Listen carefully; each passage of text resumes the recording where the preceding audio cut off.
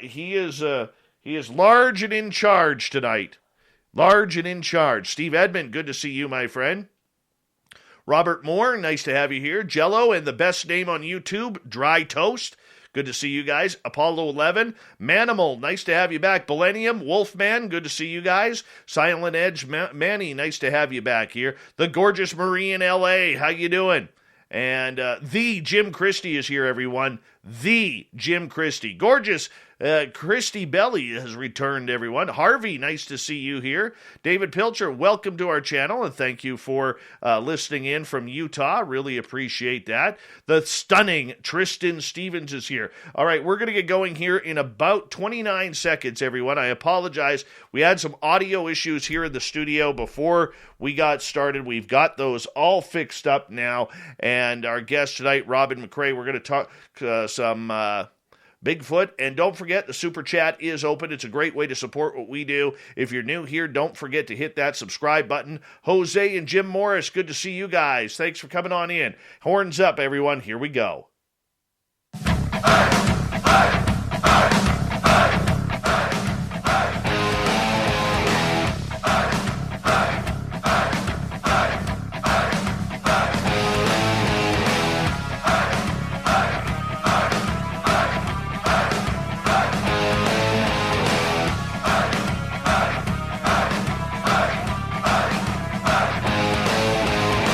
Mountains of central British Columbia to you listening around the world. This, my friends, is Spaced Out Radio. I am your host, Dave Scott, sitting in the captain's chair of SOR headquarters. We welcome you to tonight's show on our terrestrial affiliates around North America and digitally on TalkStream Live, Revolution Radio, and KPNL. All of our archives are free by going to youtube.com/Spaced Out Radio. Do old Davey the favor, hit that subscribe button. You can follow us on Twitter at Spaced Out Radio and on Instagram at Spaced Out Radio Show. Our website is spacedoutradio.com, where we have a plethora of features for you, including rocking out to Bumblefoot and reading up on Captain Shirk's SOR Newswire. Tonight's show is brought to you by Chive Charities. Help make the world 10% happier by visiting Chive Charities today. You can find them on our website. Robin Mcrae is the Assistant Director of International Hominology of Forest People, the organization headed by Dr. Igor Burtsev. Robin has had interaction with Sasquatch since she was 4 years old and has been a guest at Bigfoot conferences as far away as Siberia and all over the United States. She is a founding member of the North American Sasquatchers Alliance of course, and has appeared on many shows, including several appearances on Super Duke's World Bigfoot Radio. That's a channel you're definitely going to want to sign up for if you haven't already on YouTube. Robin also loves to get out in the woods, does some field investigations when the situation warrants, and I'm telling you, she is one tough lady. She will brawl for it all with Sasquatch if she has to, because that's what she does. Robin McCray, thank you so much for coming on Spaced Out Radio tonight. How are you? I am great. Thank you so much for having me. Oh, it's such a pleasure. You know, I love this topic, and you know, when Duke from World Bigfoot Radio says, "Hey, you got to get this person on," we usually listen because he is so. Oh, he's fantastic. Oh yeah, we think the world of Duke around here because he just, I agree. Works his butt off almost every single night, and he's in our chat room almost every single night. So we love him around here, and thank you so much for joining us. I know it's late for you on the East Coast, and here I am on the West Coast, but you know it's a pleasure to have you here. 4 years old. You were 4 years old. Well, actually, it was earlier than that. My first abduction by the ETs, I was 4. Oh, okay. So you got aliens, too. There isn't much I don't have. Cat people, I've dealt with the goat man. I have a picture of lizard man that was in my backyard, puckwudgies. The Bigfoots, the dogmen, the ETs that have been continuous most of my life. It all kind of ties in together. So everything, it finds its way to me. I've never, ever went out in search of. Why do you think you got this magical ability to have this? I have yet to figure it out. I have no idea. My mom, even back when I was a toddler, she said when I first learned to talk, it was talking about what she thought were imaginary friends. These big beings that were taller than my dad and all covered with hair. Some of them had a tail, some of them didn't have a tail, but that I told her they followed me wherever I went. I mind spoke before I even really could talk. I didn't realize for many, many years that not everybody did it. And I didn't realize that they called it mind speak. When I first heard it called mind speak, a friend of mine was like, well, wait till you get to that point where you can mind speak with them. And I thought, God, I can't wait to do that. That's going to be the greatest thing ever when I can do that. And we're out in the woods and they said, well, tell them such and such. And so I told him, and he looked at me and he said, how do you know that? I said, well, they just told me. He said, you can mind speak? I said, heck, I didn't know that's what it was. I've been doing that since I was a baby. Like, really, I just didn't know, and I spent most of my life out in the woods with them by myself before I ever got affiliated with Igor and started working with him. And I had spoke to one person I reached out to because there was just so many experiences that was just like over the top. And I thought, this has got to be going on for other people, not just me. And I reached out to someone and he actually contacted Igor, and Igor was in the States for a conference in Ohio. And he called me and he said, do you care if I talk to him about your case? And I said, yeah, go ahead. Called me back and he said, he wants to come to your house. And I said, well, do you trust him? And he said, well, yeah, Robin, he would never hurt him. I trust him with my life. And I said, well, now you're asking me to trust him with their lives. And that's a whole different ballgame because I take the whole protection thing to a new level. And he said, no, I promise you he won't hurt him. So he was supposed to come out for a few hours and he stayed 10 days. He only went home because he already had his airline ticket. And he said, I'm going home, but I'm only going to go if you promise to come to Siberia to the conference. Nice. So that's how I ended up in Siberia. Well, I want to ask you, let's go back to this childhood thing because, you got some aliens and, old Davy has some aliens too, and yep. So we got that in common. And then, yeah. And then you got all of this Sasquatch stuff coming on. Growing up as a child, Robin, that had to be very difficult because here you are seeing one facet of the world that 98% of the people on this planet do not see. What was that like for you? Well, you would think I would have been frightened, but because I didn't know any different, there was nothing to be afraid of. By the time I was 4, I was telling my parents about UFOs and ETs and dogmen and stick structures and Bigfoots and that they talked and this is the way they behaved. And my mom and dad are looking at me like they didn't know what to say. And I was very blessed. My parents never were critical. They never said I was making it up. They never said I was lying. They never said I was crazy. All they would say to me is, we can't help you with this because this isn't anything we know about. And I was 4. They didn't even have Patterson and Gimlin wasn't even been brought out in the public yet. So there was nowhere for me to get the information that I had. So I was very comfortable with it. What made me uncomfortable was as I grew up, finding out that not everybody knew about it. Not everybody was experiencing what I did. And I would get premonitions on top of it. And I just got to the point where I knew who I could tell things to and who I couldn't. And then as people were around me, they started seeing what I'm seeing. You can only hide 1,100 pounds of hair for, for so many places. Where did you grow up to have this happening?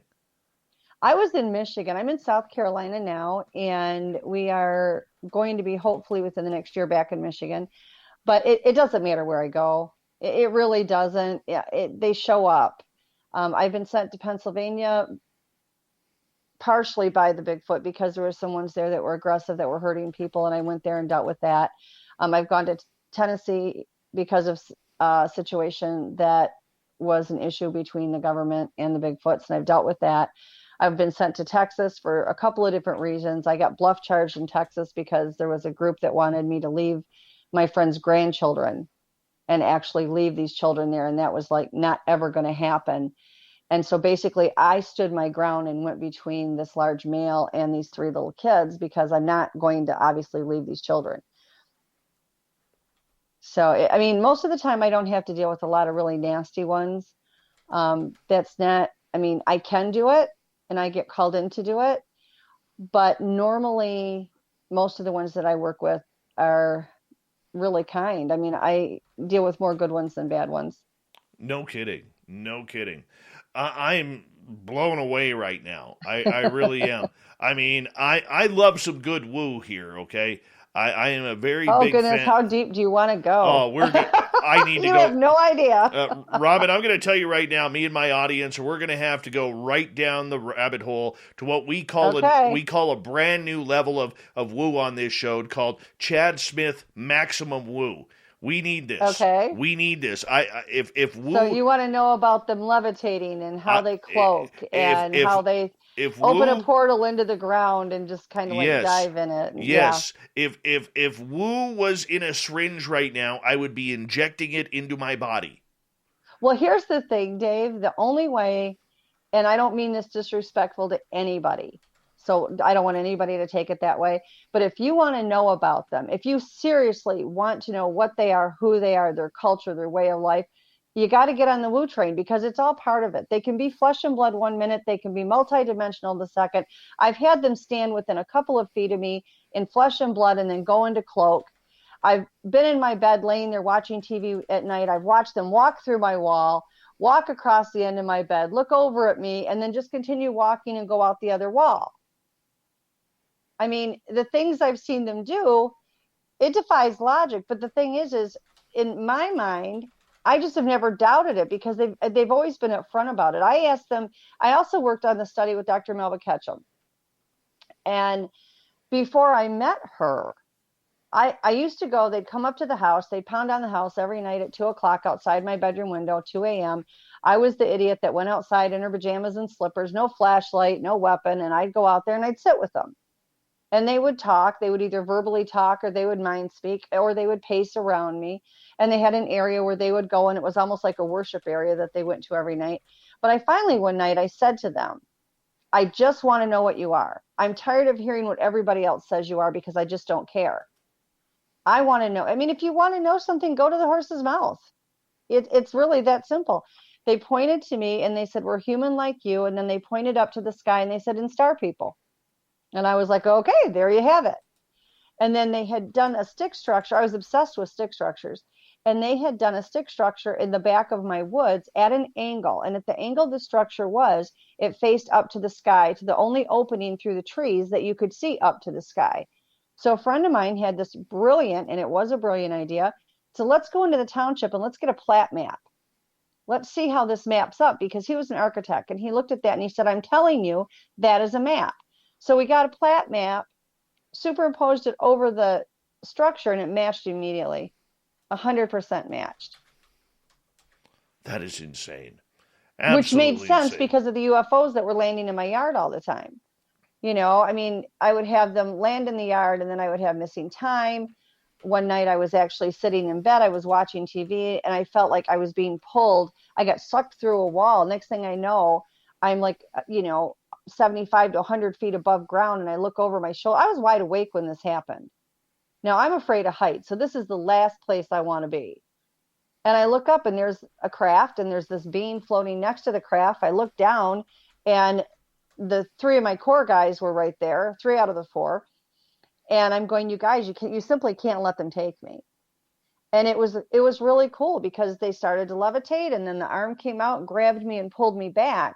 I got pulled back with such force. I went right through the wall again. I landed on the bed, whacked my head on the wall. I had a goose egg for over 2 weeks and had a concussion. That is amazing. That is amazing. I'm an ET contactee too. So great. And I've seen, and I've had a couple of run-ins with Sasquatch. I've seen 2 of the beings. I've been chased out of the forest by a couple of them, which was kind of cool. Because I didn't realize it was them until 8 months later when I heard the Sierra sounds, because we heard they're fabulous, fabulous. Yeah, so I mean it's been a fun ride. It really has been a fun ride. But I can tell you this: I want more. I tell you. Here's some, and I've not put this out anywhere other than Duke knows about it, because I actually tell Duke everything. He's probably one of the best human beings I've ever met.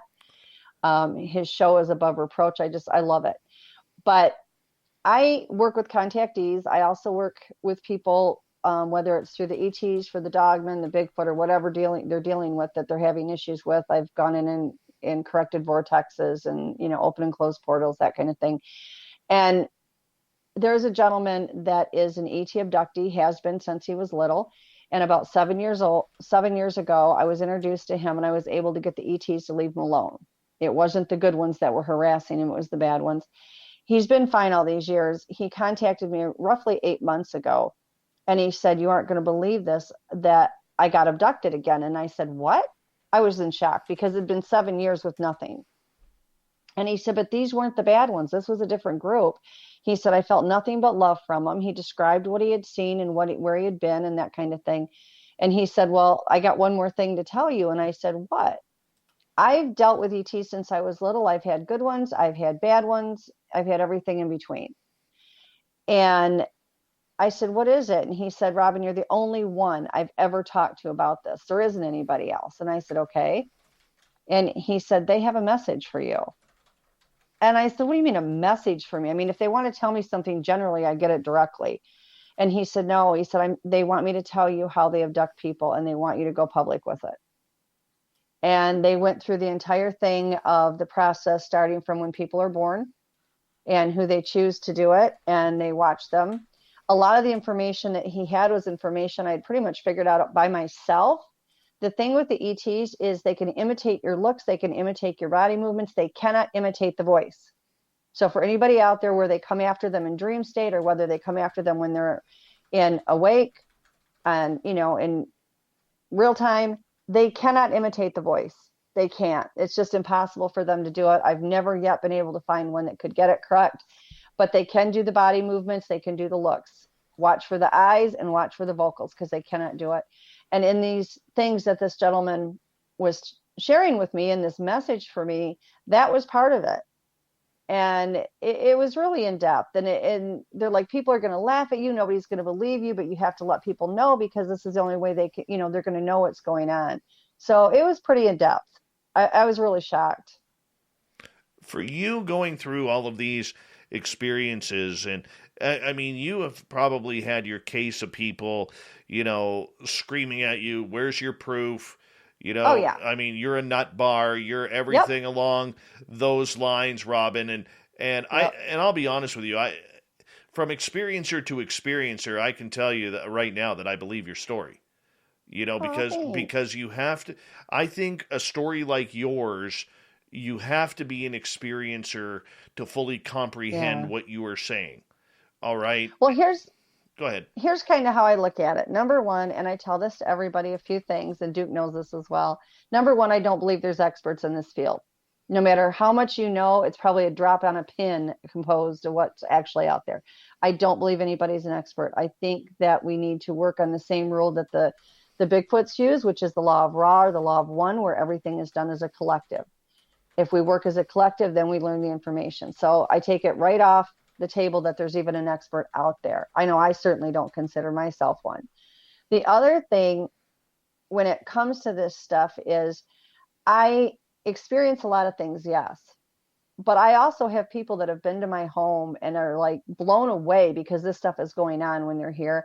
I don't normally invite a lot of people to my home because it's a big responsibility when you have this much going on to have people come. Well, I'm telling you right now, I'm coming over. Oh, you're welcome. You can come anytime. Yeah. We got room for you. Yeah, good. Because I need some of this woo. I do have people that come over and they leave with a whole new understanding on a lot of things. And my poor son-in-law was here and stayed temporarily. And like the first night he saw a Bigfoot that stepped out from between the trees. And the next night he was outside watching him run around the backyard. Within a week later, he's like, you got 6 UFOs above the house. I'm like, yeah, I know. Mom, there's one across the driveway poking its head up and down between the bushes. And he's out there with the IR glasses. And I'm like, I know. Like, you have to pace yourself or you're going to have a total paranormal meltdown. Just pace yourself because it's going to go on all the time.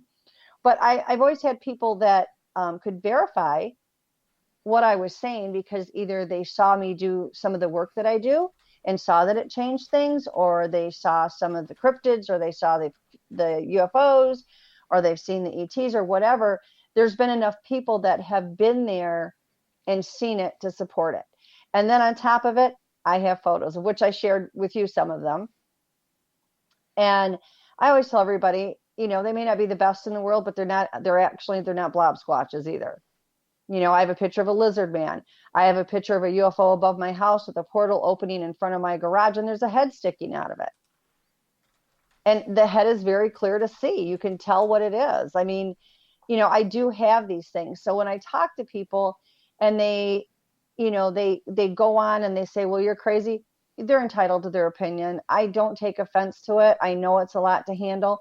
I live it daily, and it's a lot to handle. I don't expect everybody to jump on the train and just say, okay, I'm going to believe everything she says. And I'm okay with that. I generally tell people my job on this planet is not to prove anything for anybody. That's not why I'm here. I'm not going to try to convince you. I'm going to share with you the information that I've learned. I'm going to share with you the experiences that I have and what I believe is the truth, and it's my truth. What you do with that information is entirely up to you. I take no offense to it. You know, I don't like the haters that have to be cruel about it. If you don't believe me, I'm okay with that. Then you don't have to talk to me. You can scroll on by. You can change the channel. I'm okay with that. I'm not going to be offended. It's a lot to take on, but you don't have to be cruel. You know, for the people that do want to know, I'm happy to share what I know. I know the feeling. What do you say to your critics who are like, that didn't happen, that's BS, you can't say that, that's not real, I've never heard of that, so it obviously can't be, you know, because I'll be honest with you, I did an interview. I've done a couple of interviews recently where people have been trying to tear apart my stories, and they're like, I don't believe this guy or whatever, and I'm like, really? Like, why would I come on? Number one, why would anybody make this up? Who wants to be labeled as crazy? Yeah. Well, I've gotten to the point of, like, you know, people that'll come up to me and say, well, I don't believe it. I'm like, you're entitled to your opinion. But while you are entitled to your opinion, you can believe that none of it's true, but you're going to go home and you're going to sit and you're going to watch TV and you're going to look for the Bigfoot shows and the Cryptid shows and the ET shows. Meanwhile, I'm going to go home and I'm going to play with all these things. So you go ahead and don't believe me because I'm okay with that. But while you're at home wishing and praying you could experience it and learn it and looking for a show to give you information, I'm going to be outside. I'm going to be playing with the Bigfoot. I'm going to have the dogmen running around. I'm going to have the UFOs over my house. And I'm going to go on about my business. And if you don't want to believe me, I'm okay with that. When your mind is ready to accept it, give me a call. Right. And I totally agree with you because I'm telling you right now, if I get on a plane to go, once this COVID crap is over and I could get on a plane, I'm coming to your place. I want to. Oh, you're welcome. No matter if I'm in here in Michigan, you are always welcome. Number one, and a lot of people don't realize this, and I'm just putting it out there because you brought up COVID. The cryptids are susceptible to COVID. And there's been the big question of can they get it? They absolutely can get it. The only thing that I found that cannot get COVID are the ETs. And according to the ETs, as long as the cryptids are in a portal, they also will not get it in the portal. So in the meantime, when we look at these cryptids, we need to be clear on how they got here. Number one, I believe the Ebens are the ones that created the dogmen. Now, that doesn't mean the military doesn't have their version that they created as well, because we already know that they've dipped their toes in absolutely everything and messed it up. But the actual dogmen themselves, okay, they are, and by their own admission, they are a canine human ET hybrid, straight across. That's not the genetically modified ones by the government. That's the actual dogmen. When it comes to the Bigfoot, by their own admission, they are a human hybrid. They are human in ET. It's a fact. So if humans can get COVID, you can very well believe that they're going to get it as well. Now, I do healing on them. They come to me for healing. I know they can get COVID. Now, when COVID hit, I went out and did the research of, okay, what can we get out in the woods that's going to help them? They make fire. It's a fact. I know it's a very controversial subject. Do they make fire? I've watched them do it. So yeah, they do. But they can make pine needle tea. That's a very big help. Also, if they can get their hands on squash and pumpkins and those kind of things. So there's a list of things that they can actually use, but they actually can get it. I'm going to get you to hold on right there, Robin, because we are going to go to break here at the bottom of the hour. You know why I believe her and her research? We're 30 minutes into this show, and she hasn't used that damn idiotic word squatch once.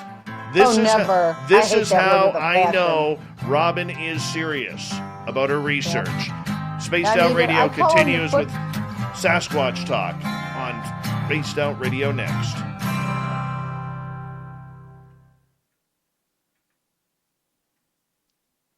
All right, we're good. This is fun.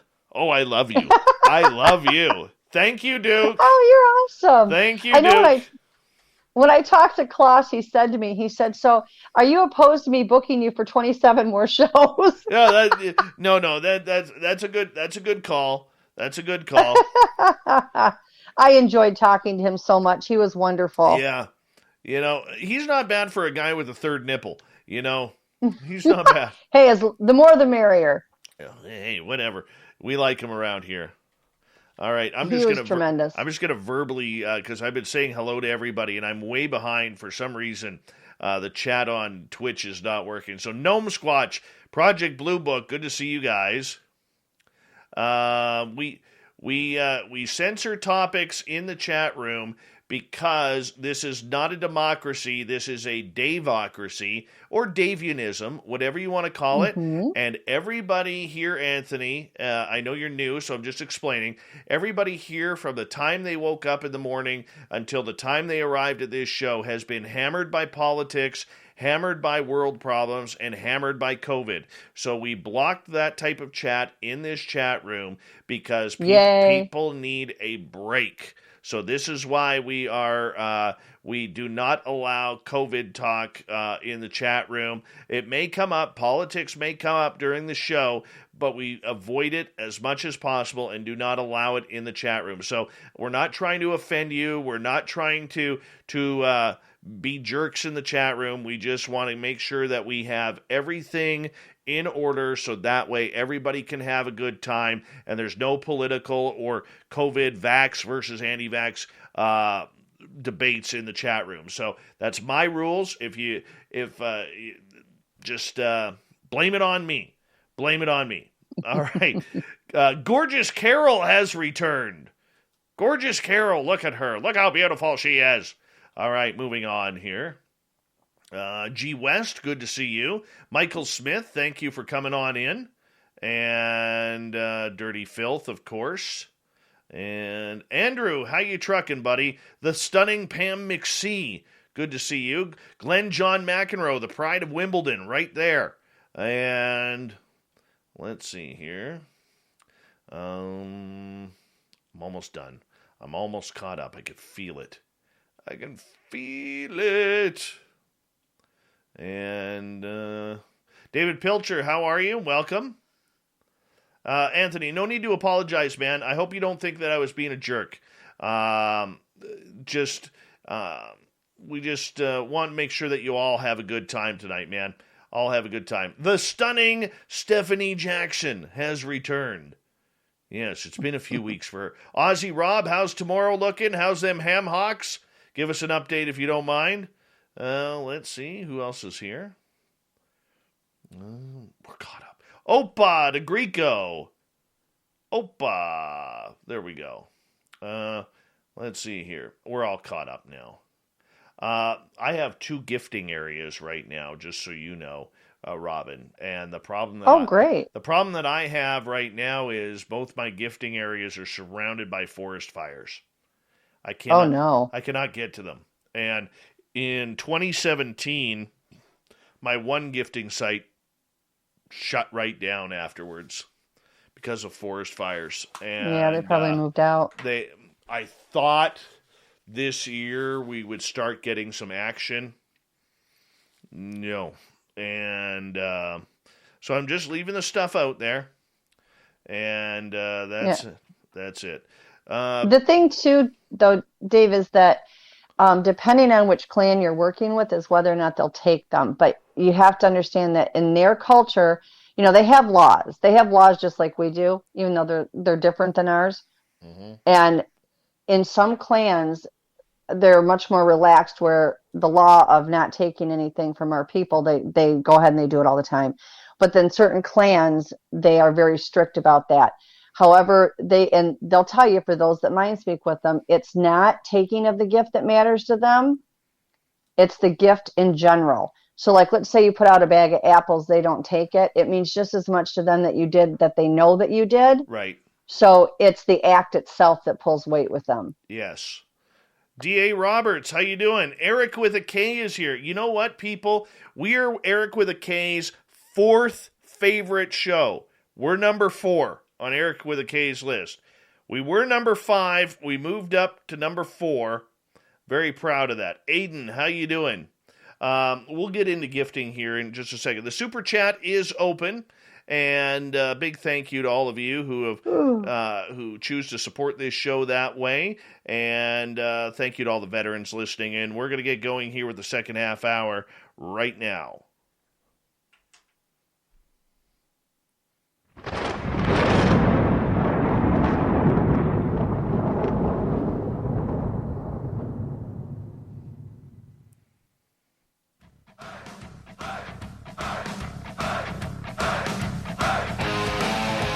Second half hour of Spaced Out Radio is now underway.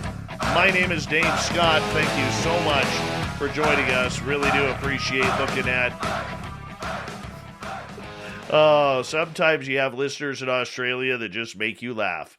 Thank you, Aussie Rob. We appreciate that. Want to remind you that if you missed portions of this show or others, check out our free archives by going to youtube.com/Spaced Out Radio. Do old Davey the favor, hit that subscribe button. Our website is spacedoutradio.com, where we have a plethora of features for you, including rocking out to Bumblefoot and reading up on Captain Shirk's SOR Newswire. Follow us on Twitter at Spaced Out Radio and on Instagram, Spaced Out Radio Show. We continue on tonight with Major Woo tonight. Major Woo. I love this guest already. She is amazing with her encounters of Sasquatch, extraterrestrials, Dogman. Robin Mcrae is here. And Robin, you know, one of the things that I love about these cryptids is how elusive they are. I love the fact that I can go out in the forest 100 times and see absolutely nothing. And then all of a sudden, there's going to be that one time you go into the forest and you're going to be like, did I just see what I think I saw? You know, it's amazing. Yeah. That's what I love about this. The things that they do are so subtle. That's the thing. It's not that there's not things out there. They're so subtle that they're actually made for us not to even realize that they're there. I used to years ago. I don't do it as much. I probably should get back to doing it. But years ago, I would go every night before it got dark, and I would walk around the perimeter of my house. I'd watch the ground. I'd see where the sticks were at on the ground. I'd check the roof. You know, I'd look from the ground and look up towards the roof to see if I saw anything. I'd walk around the yard. I'd go to bed. I'd get up the next day, and everything was completely moved. Now, had I not done that the night before and I walked around, I would have never noticed it because it's that subtle. You know, I would wake up the next morning and there'd be like 12 rocks on my roof. And I had taken they're wire baskets that you bolted underneath your window. And you put flowers in it. And they had this, like, I don't know, it's like these little baskets that were made out of like a mulch or whatever that you would put the flowers in.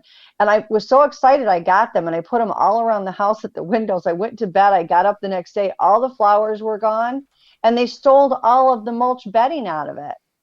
And all I had left was wire brackets. So I said, what did you need those for? Well, we used it to build fire. I said, and you needed to take every single one I had? Good Lord.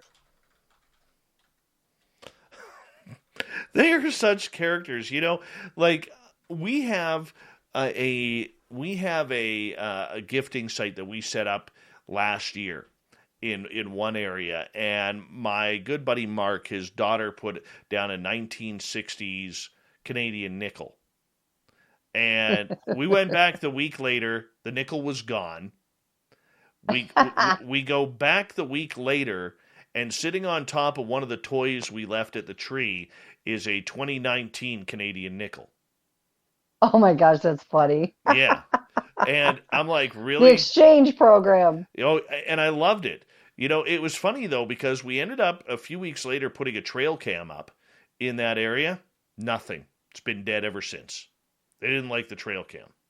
Now, I put a trail cam up one day, and I went back out there to look at it because everybody was on me, you know, get a trail cam, get a trail cam. I went out there the next day, and they buried it. totally buried it with brush and logs and everything. I mean, there was like no way to get to it again. But they're pranksters. They have a very bizarre sense of humor, like really bizarre. Now, we had a friend of mine she is phenomenal. She lives in Pennsylvania, very, very knowledgeable, taught me so much. Like, I'll forever be grateful to this woman. And I love her. She's like a sister to me. And we had 3 or 4 clans that had come in, and they wanted an Indian smudge ceremony, and she was visiting at my house, and I had another friend that was there. So she did the smudge ceremony for them, and they were all happy. I had a Shetland pony, and this pony, you couldn't put him in a pen. He climbed out of it, ran through hot wire. He was a hot mess. So he was on a 200-foot boat rope. And they would go and untie him, and they would move him all around the property. It was like, where's Waldo? Every morning I'd get up, it was, where's the pony now? And they would untie him and retie his rope up somewhere else around the property. We had 10 acres. So you could never tell where he was going to be the next day. And so we did the smudge ceremony, and I heard him whinnying, and I looked over, and he was absolutely petrified. He had been untied. His rope was going into the woods, and they were dragging him into the woods.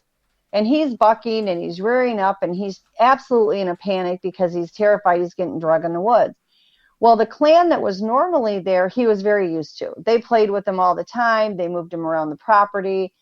You know, I mean, the pictures I have of all the bizarre things they did with him. And I would find little tiny muddy butt prints on him from the kids. The kids would actually get on him, and they'd braid his mane and everything. He didn't know these other clans.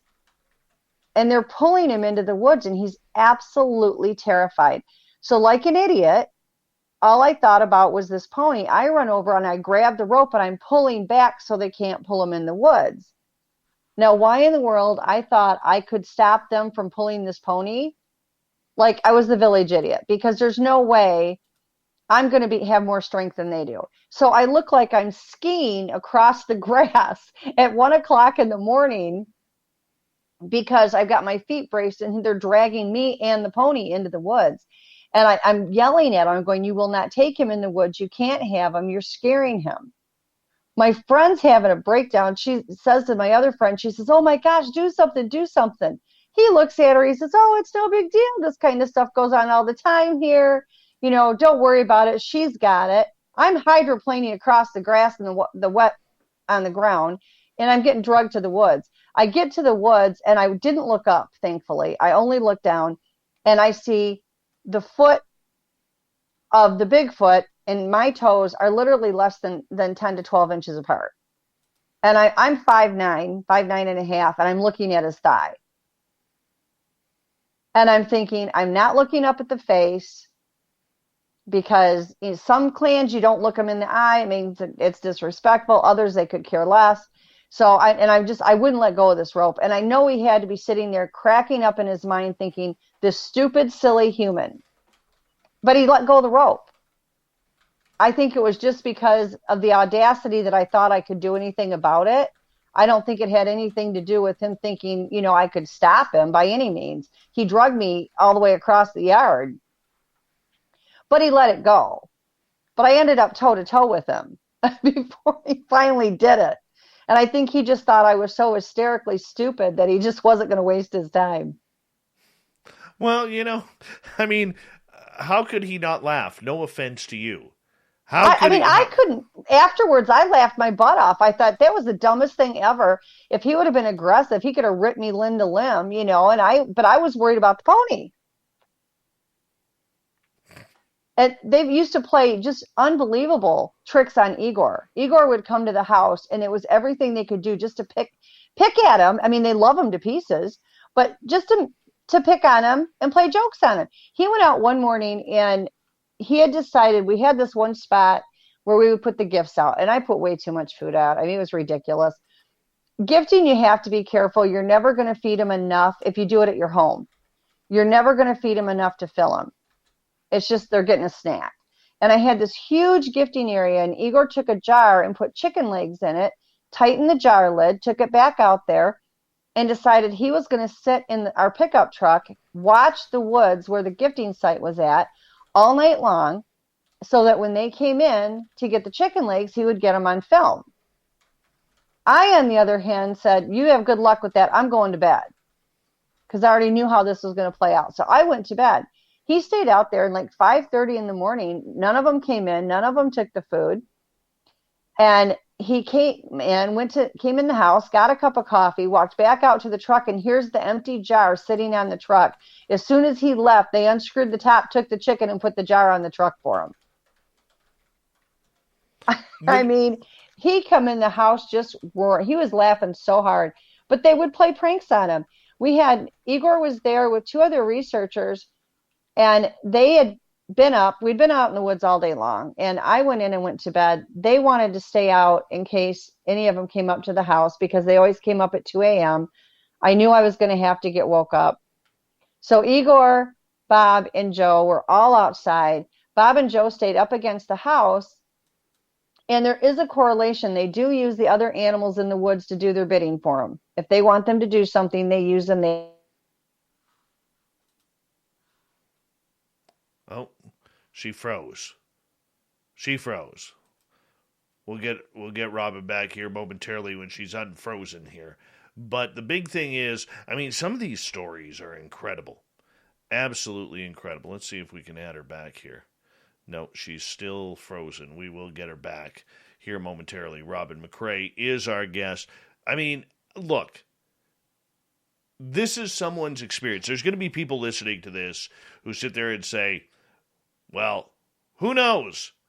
This sounds way too foobar about what is going on. This is impossible. This is completely non-understanding to social values of what we are to believe and not to believe. Where's the proof? Where is the proof? That's what people are going to be yelling. But you know, this is her experience.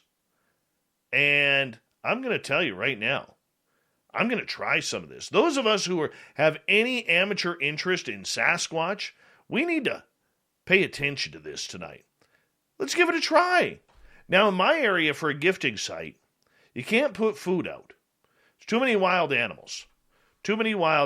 All right, there's Robin. Robin. We got you. I was just explaining to my audience, like with gifting sites here, you know, we can't put out food here because we got too many wild animals, you know, that will tear and shred things apart, from bears to mountain lions and everything like that. And, you know, grizzly bears and badgers and who knows what else is up there. Now the raccoons are moving in. We've never had raccoons up here. Now they're moving in. Well, they use the other animals. I mean, they literally do. These raccoons that they had at my place, they would every day. It was the same thing. I would put the food out. They would come in at a certain time at night. The raccoons came first. They went through every bucket, everything that we had. They never touched the food. Then the biggest one would go to the tallest tree, look the directions that the Bigfoots came in at, scream like crazy, come back down, and they would leave the opposite way. They never took one bite of food. And it was within a matter of minutes that the Bigfoots were in there. I have 3 that come through here about every 3 months, and they have a cougar they bring every time. Interesting. They literally will use whatever's out there. They have, you know, they'll use the coyotes and the wolves and the bobcats or whatever they want as a pet. I mean, they can use mind control to begin with. And they just tame the rest of them. You tend to believe that Sasquatch are a people. Yes. Okay. Now, many First Nations will say that they are a primitive wild man. Mm-hmm. Some will say that they're a primitive wild man who has discovered some very supernatural type abilities. How did you come to the conclusion that these creatures, whatever they may be, are actually related to humans? Well, before they even told me to begin with, the old saying of if it looks like a duck and it walks like a duck and it quacks like a duck, it's a duck. Okay, they have language. They can speak any language they want. They have their own language, but they can also speak ours. And they can speak it fluently if they have to. It may be hard for us to understand it at times, but they still have it. They have their own alphabet. They can read. They can write. I've watched them do this. I have witnesses that I've worked with that have watched them do this. The intelligence level that they have is unbelievable. They blow us away. They have laws. They have a culture. They have everything that we have. The only thing that is about it is it's different. It's not our ways. They have their own ways. It's like if you go to a foreign country, you go in there and you don't know what's going on over there because everything they do is different than what we do. It's the same thing with them. But they do have language. I mean, not only just the speaking telepathically, which they do fluently, they can speak. They can speak English. They can speak whatever language they need to. But they also have their own language. Now, they aren't speaking in an animal tongue. They're speaking in plain English. They have an alphabet. They can write. My husband took their alphabet and wrote a sign up and said, "Welcome friends" on it. He got a response from them. He left a pen out with it. I have a friend that is I think she's in Maryland, and she has one that left her a note. People all over the globe are finding that they can write. They can read, they can write, they can speak. They have laws. They have family units. All of these things that make us a human, they can do. So that's why I say, if it looks like a duck, it quacks, and it walks like a duck, it's a duck. Yes, they kind of are people with a kick because they do have the paranormal abilities. And the paranormal abilities are extensive. And I mean totally extensive, more than most people can even comprehend. And I don't claim to know all of them. I don't know that anybody will ever know all of them.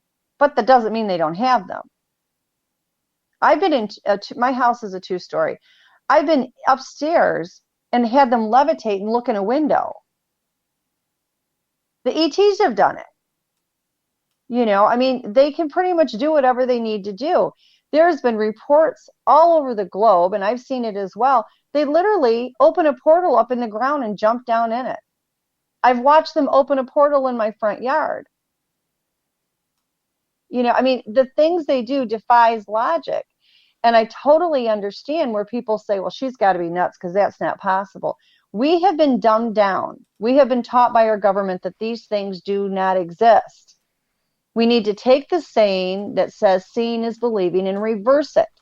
Once you believe that there are things out there in this world that are possible, you will be amazed what you actually see. The world that we've been programmed to believe does not exist. The world that we live in is out there. We have to open our minds to be able to experience it and see it. People all over the place will be out walking in the woods and all of a sudden see a portal. My husband was in Indiana, and this is what prompted him to try to speak to somebody. It ended up me. That's how I met him, and we ended up married. But he was simply walking in the woods, and he saw this big thing that was the size of a trash bag floating in midair. I mean, it was just a free floating portal. There are portals that are anchored that can't be moved. There are portals that are not anchored that can be moved all over the place. The Bigfoots and the Dogmen and any of the cryptids open a portal anywhere they want. They have no problem doing it. They open up rifts. I know they can do it. They've taught me how to do it. Anybody can do it. If I can do it, a trained ape can do it. How do you do but it? They open. Can you open a portal right now? Well, I mean, on air, no. I mean, when they need me to is when it happens. I think they need to have, here's the thing. They need for certain things, one of us and one of them. And that's usually when I get called in to do things. Have I opened portals? Yeah, I have opened portals at people's places. I do energy work. I was taught by the Bigfoots from the time I was very, very young to do energy work, and it's only expanded as I've gotten older. There's also something called Earthkeeper. Earthkeeper is all over the globe. My friend in Pennsylvania is the one that first introduced me to Earthkeeper, and I'm very grateful that she did. He's taught me how to do energy work. Everything is done with energy. The Bigfoots, the cryptids, everything they do is energy-based. Everything that they can do is energy-based. It's all done by their vibration and by energy. Every bit of it. Is that how we don't have any good videos ever since Patterson-Gimlin? Absolutely. There is a way to get them. You just have to know what to do. Number one, if you take your camera, whether it's a video camera, your cell phone, whatever, and you focus that lens on them, they will be blurry every single solitary time. If you want to get a picture of any clarity, you want them off center. You don't want it focused on them. To begin with, their culture believes that taking a picture of them or a video steals their soul.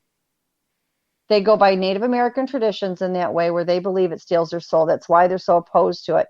I mean, I've had one dogman pup that told me I could take his picture, and that picture came out clear as a bell. Can we see? It depends on the individual what they're going to do, but for the most part, they believe it steals their soul. So they radiate a certain energy. They radiate a certain vibration, which is much higher than ours. Their energy level is much stronger than ours. That's what causes the blur. So when you take a picture or a video of them and they're off center, and that energy is not being radiated 100% right into that camera lens, you have a much better chance of getting that photo or getting that video. Okay.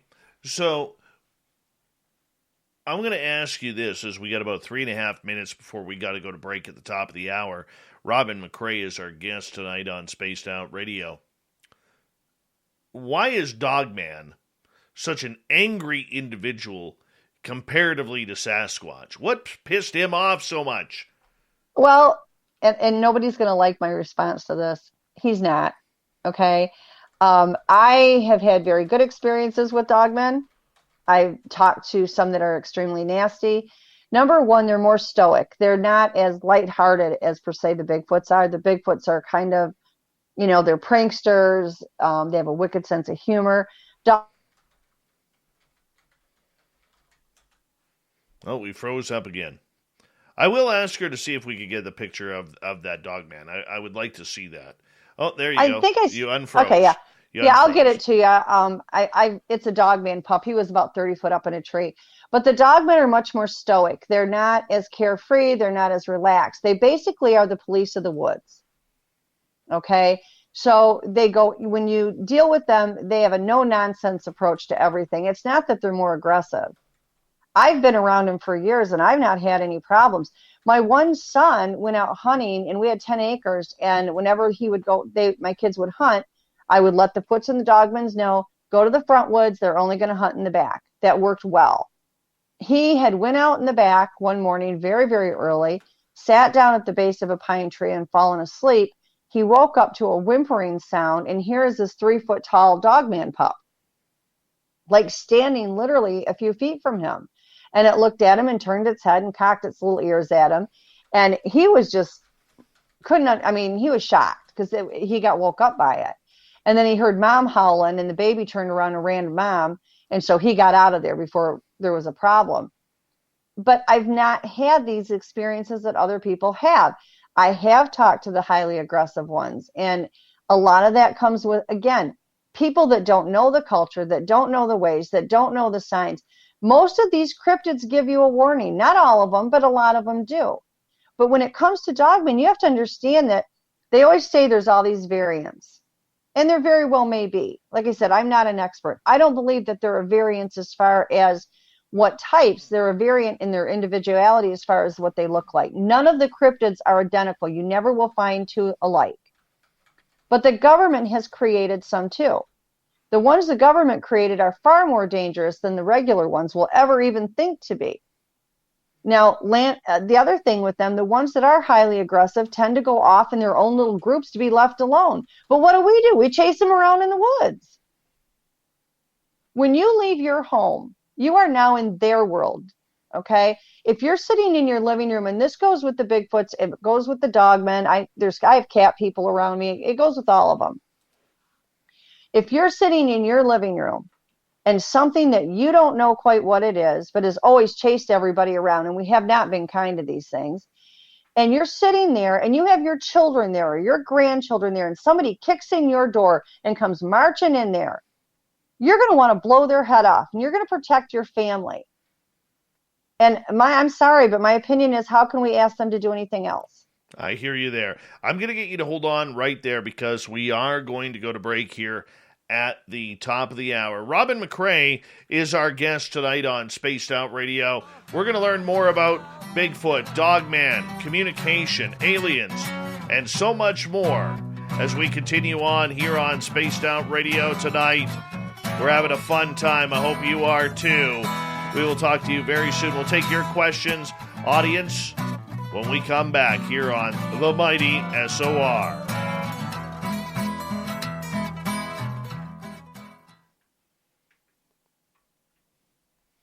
I'm just going to put you on mute. I'm going to run my dogs outside, and I'll be right back, okay? Okay, I'm going to run to the restroom, so.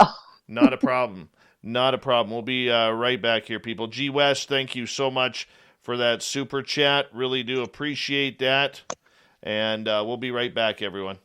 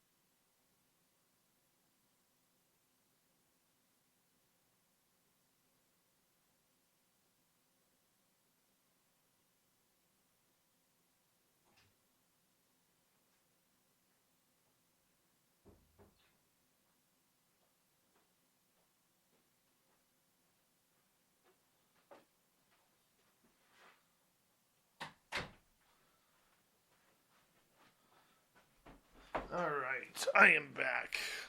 Give me 2 seconds here. All right, I'll bring you back in. Hello, hello. All right.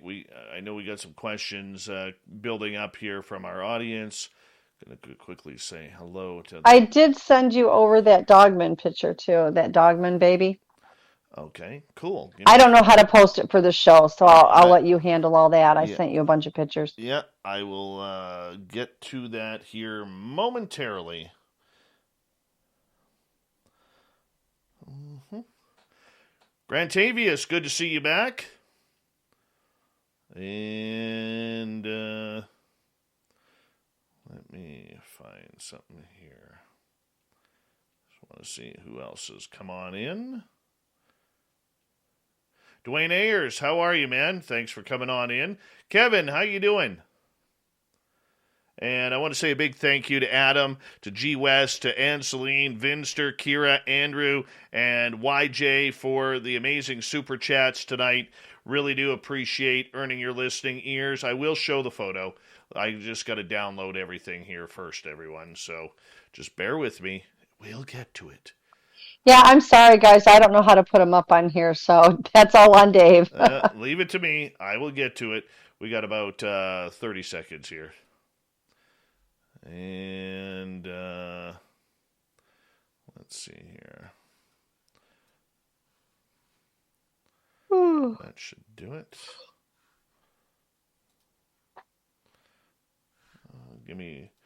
Here we go, everyone.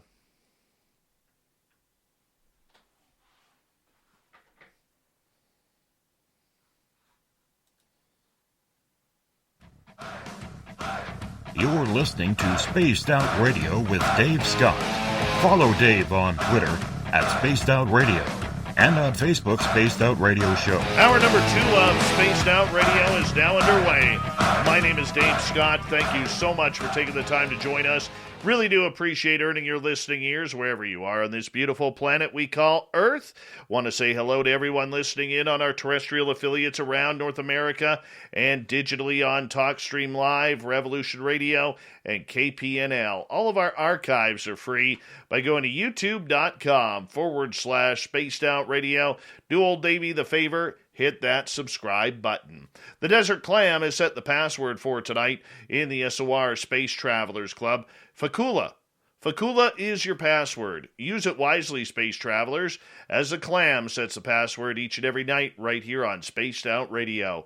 Our website is spacedoutradio.com, where we have a plethora of features for you, including rocking out to Bumblefoot and reading up on Captain Shirk's SOR Newswire. Follow us on Twitter at Spaced Out Radio and on Instagram, Spaced Out Radio Show. We continue on tonight with Robin McCray. She is a lifelong experiencer. She has been in contact with everything from aliens to Sasquatch to Bigfoot. And earlier in the program, for our YouTube listeners, she mentioned that she had a photo of a baby dog man. Now, I'm looking at this picture right now, and I'm going to expand it here. So, Robin, I'm going to get you to kind of describe for our radio audience what they are not seeing in this photo. Well, again, like I said, this photo was taken because we had just moved into this house, and I had been laying down, and it wanted me to come outside. It was mind speaking, and I just, I was tired. I had been outside all day long, and I'm in South Carolina, so you live on the sun. It was hot. I didn't want to go out, and I just told him I wasn't coming out, and he said, but I just want you to come out, and I said, I'm not coming, and he said, I'll let you take my picture.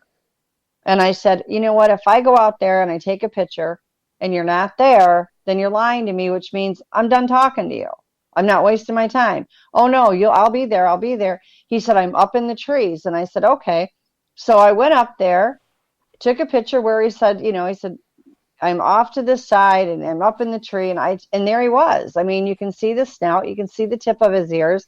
I had somebody say, oh, it's a bear. It's not a bear. I was in there. I mean, I know what a bear looks like. I've never seen a black bear here. Not that they probably aren't, but I've never seen one. But there he was. He said his name was Nico. But he's come back a couple times. I mean, he mind speaks quite frequently. I've seen him darting through the woods. I haven't got any other good pictures of him, but that was him. He wasn't very old. I took that picture probably 3 years ago when I first moved here. Now, on that picture, you can see the snout. You can Yes, you can see the tips of his ears. You can see the tips of his ears. I mean, a lot of people would say maybe that looks like a black bear. Yeah, and I've had that, and I do appreciate that. However, I was born and raised in Michigan. We had black bears all over the place. I know what a black bear is. There was no black bear out there. This was approximately 30. We have giant pine trees here. I mean, massive, tall pine trees. And he was like 30 feet up in the air. And like I said, I've seen him since then running through the woods, but I have never gotten another picture of him. He promised I'd get the picture if I would come out. It has to do with the energy that I radiate, which cracks me up because I never feel like I have that much energy, but they think I do. And I do energy work for the Bigfoots and the dogmen and such. And he wanted me to come out so he could feel my energy. And that was his main goal. And I said I wasn't going to come, that we would do it at another day. And he insisted. And that's when he said, well, if you come out, you can get my picture. And I thought, yeah, right, I bet. So I told him, I said, if you lie to me, then you're dead to me. I'm not talking to you anymore. And I was stunned. I really was, because I certainly did not think I would get a picture. Now, obviously, this photo has been zoomed in, and it looks a little pixelated. What does the original photo show? Just a very, very, very tall pine tree. And I took it from my deck. It was probably, I want to say, 75 feet away from my deck when I took it. And there was just this huge, immense pine tree. I couldn't even get the whole pine tree in one shot.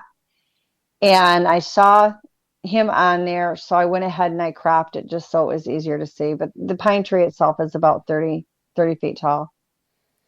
My goodness. I didn't know dogs could climb trees. Dogmen can get up a tree like nobody's business. I mean, these things, again, they're part human. It's just like the Bigfoot. They can climb like you wouldn't believe. We had this huge oak tree in the back of our property when I was in Michigan, and you could see raw marks on these massive branches where their hands would go, and they would just scale it. They would go up there. That was like a big hot spot for them, and it was right next to an old hot wire fence that, of course, was not hot anymore.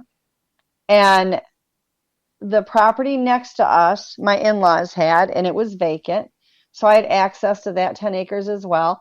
And they literally took the hot wire and lifted it up and hooked it. And of course, it was cold. It was dead.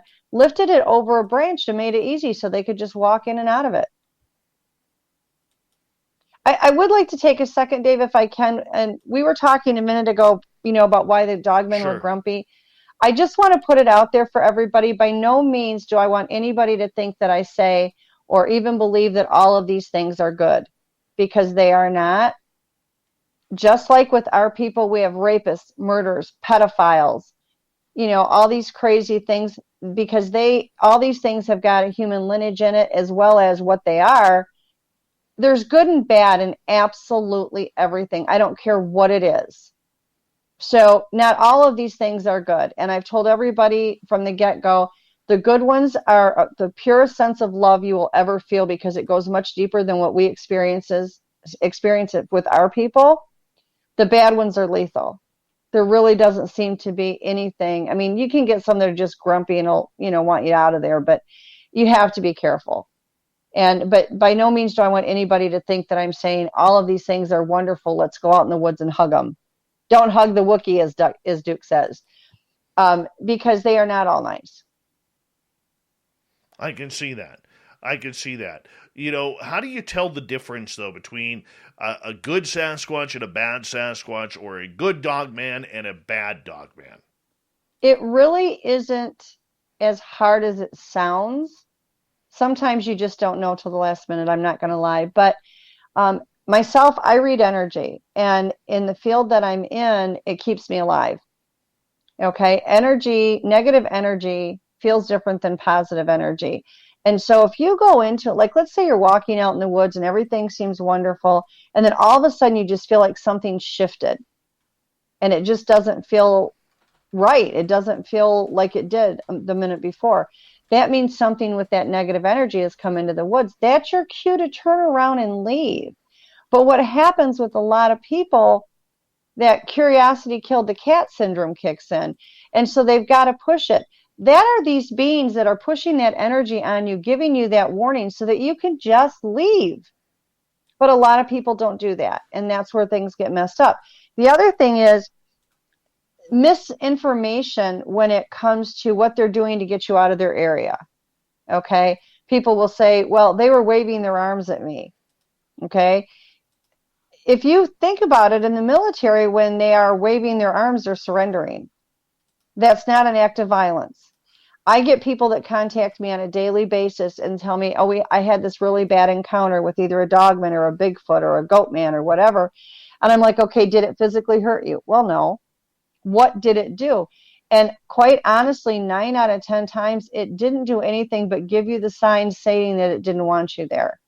You know, if you get a small pebble like the size of an acorn tossed at you, that is them simply finding out whether or not you're a threat, and to let you know they're there, but they're doing it safely. They're not doing it with anything that can hurt you, because they want to see if you're going to turn around when they let you know they're there and pull out a gun or do something to hurt them or their families. That is perfectly fine. I've had other times where people say, well, they weren't big rocks, you know, maybe the size of a golf ball. Did they hit you with it? No, it never landed by. It didn't hit me. It landed near me. People, they do not miss. If they want to hit you, they are going to hit you. They do not miss. And then you have people that say they threw these giant boulders at me. Okay, you just got a warning to leave. Why are you still there?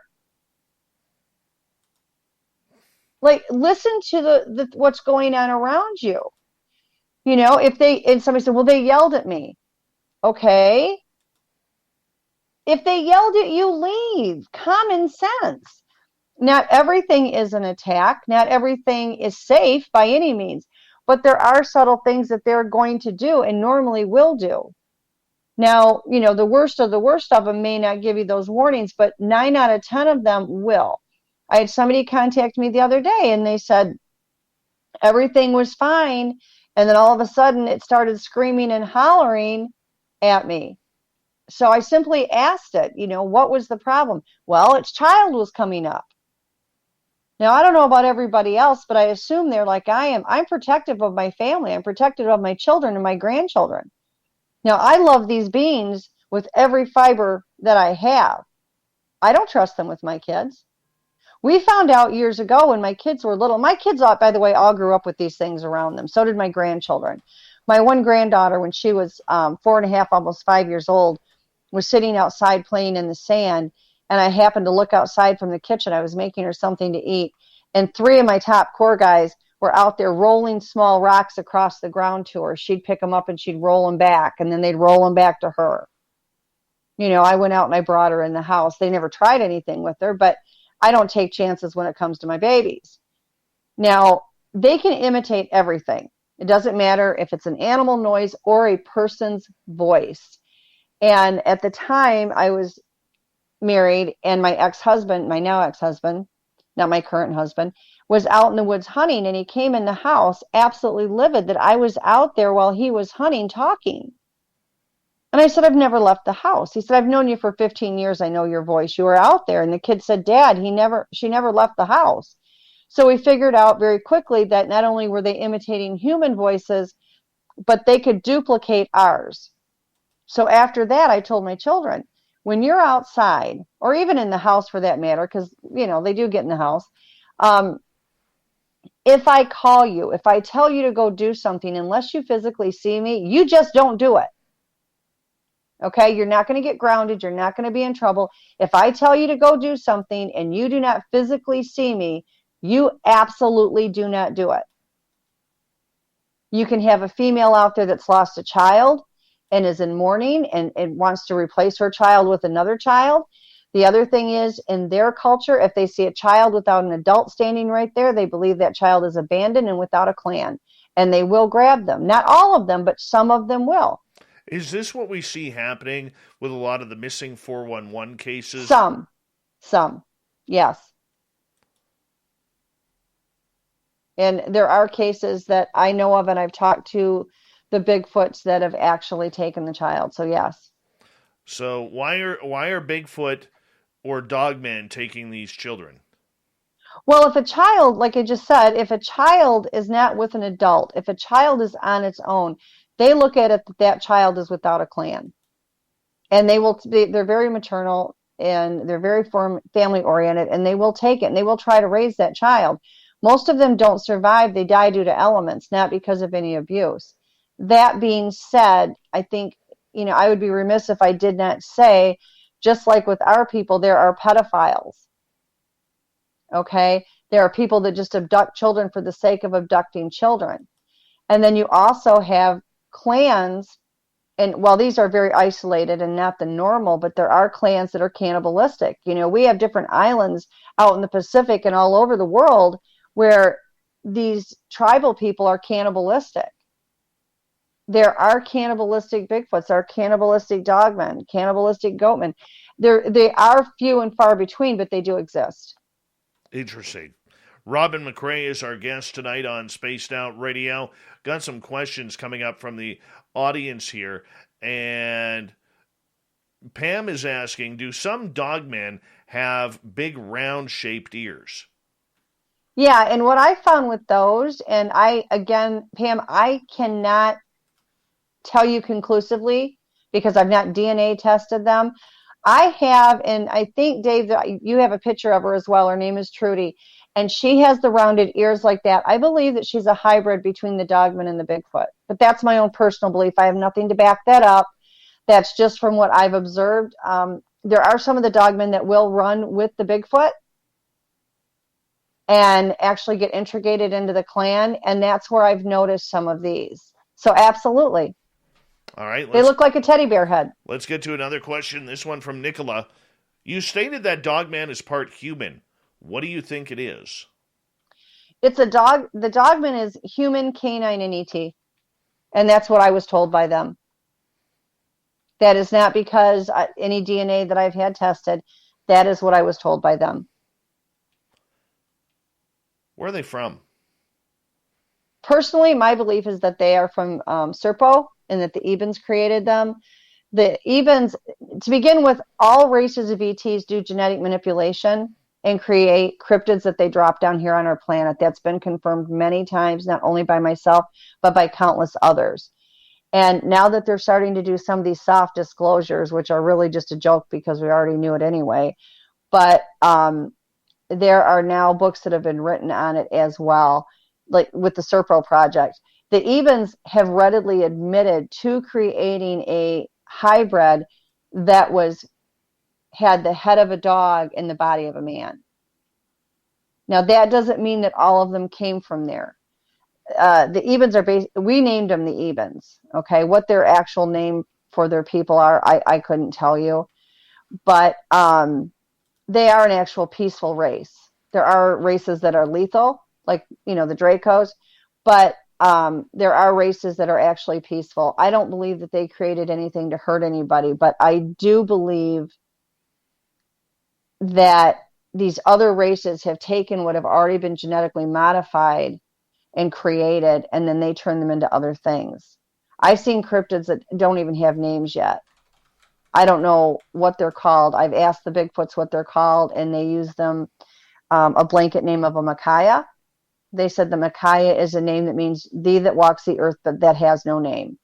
And so some of these cryptids that are created not only by the government, because I know that some of them absolutely are, but there's also some that have been dropped off here by ETs, and they don't have names. I have one right now that's running around here. I couldn't tell you what the heck that thing is, but it's peaceful. It doesn't bother anybody. But as far as the dogmen goes, I believe the Ebens are the ones that created the original dogmen. I do believe the government, and I know as a fact, have got some that are highly aggressive. I think that other races of ETs have genetically manipulated what was already here. All right, let's get to Ann's question. What if they just howl at you and rip trees up? That's basically make a stand. That's telling you that they don't want you there. They're showing their strength. They're showing that they are in charge of that area. That's their territory. You are not to be there. A lot of times when you see behavior like that, in my opinion, is because there's family units there that they have nearby, or you've interrupted hunting. There could be a million reasons, but you are in an area you are not supposed to be in. They're showing you their strength. They're showing you that, hey, this is my area. You shouldn't even be here, but this is what I'm going to do to show you. And I look at it yes, that does look aggressive. I can understand that, but it's also giving you a warning where you can leave.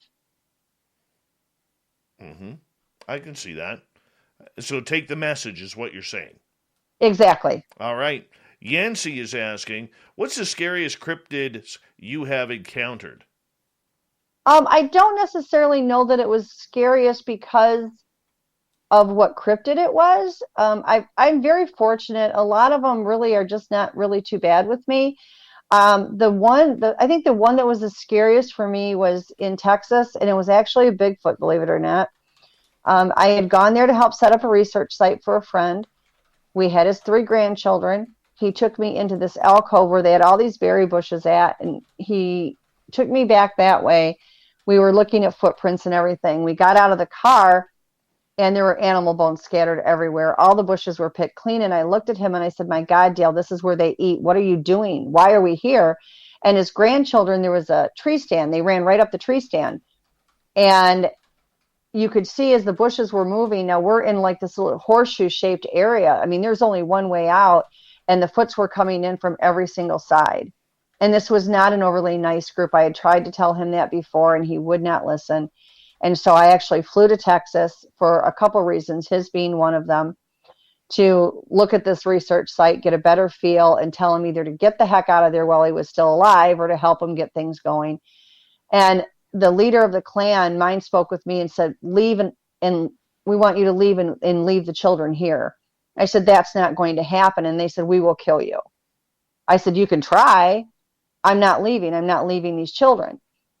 And he said, well, you will. And we went back and forth. I said, I have permission to be here. I don't have to leave. He says, I didn't give you permission. You have to leave. I said, I have permission to be here. I'm not leaving. And I'd be happy to leave, but I'm not leaving without these children.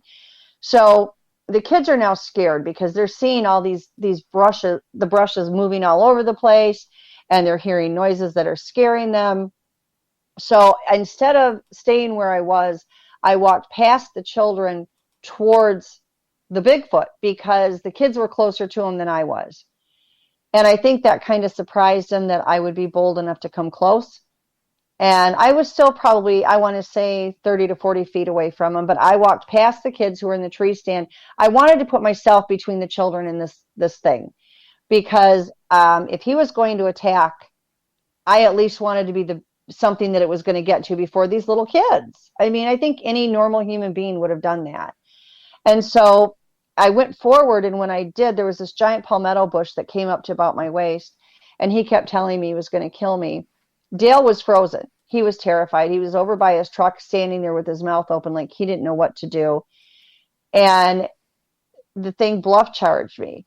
He came towards me, and why I did it, I don't know. I never moved. I stood right there. He bluff charged me. He got so close it blew my hair off my shoulder and leveled the palmetto bush. And the kids had just started to come down the tree stand when he did it. So they ran right back up the tree stand. So after it happened and I stood still, I think he was more shocked that I didn't react. The only thing in my mind were these kids. That was the only thing that mattered at that point. Was I scared? Absolutely. I'm not stupid. But the only thing that mattered to me were these children. And so I told the kids, I said, I want you to come down and go towards your grandpa. And Dale's going, what should I do? What should I do? And I said, start the truck, open the doors. And he said, well, come on. And I said, I'm not budging. Get the kids in the truck. So he started the truck. The kids got in, and he's like, come on. And I said, I want you to lock the doors and leave my door open. He said, okay. So he did. And this thing just kept telling me it was going to kill me. And I said, I have permission. And he said, who gave you permission? I said, Earthkeeper gave me permission. I have permission to be here. And so when I left, of course, you never turn your back. And I backed up and backed all the way up to the truck. As soon as I got in the truck and I slammed the door, he hit the gas to take off. It ran up behind the truck and punched the back of the bed of the truck. Oh, wow. And we got out of there. We're going to leave it. I think that would be the scariest. We're going to leave it right there because we do have to go to break here at the bottom of the hour. Robin McCrae's incredible encounters with Sasquatch, Dogman, the Goat Man. We got to get into the Goat Man next. as well as your questions here on Spaced Out Radio. So stay tuned, stick around. The Woo Train continues to roll here on the mighty SOR.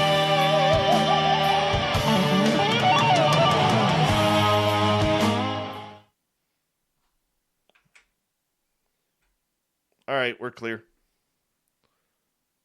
It's good stuff here. Really? Oh, I'm glad you're enjoying it. I'm having fun. I'm loving it. This has been great. I am loving it. Well, I hope the audience likes it. Oh, absolutely. This is what we dream of right here. Yeah, this next question is really good because I actually have watched them shape-shift. I've not seen them turn into...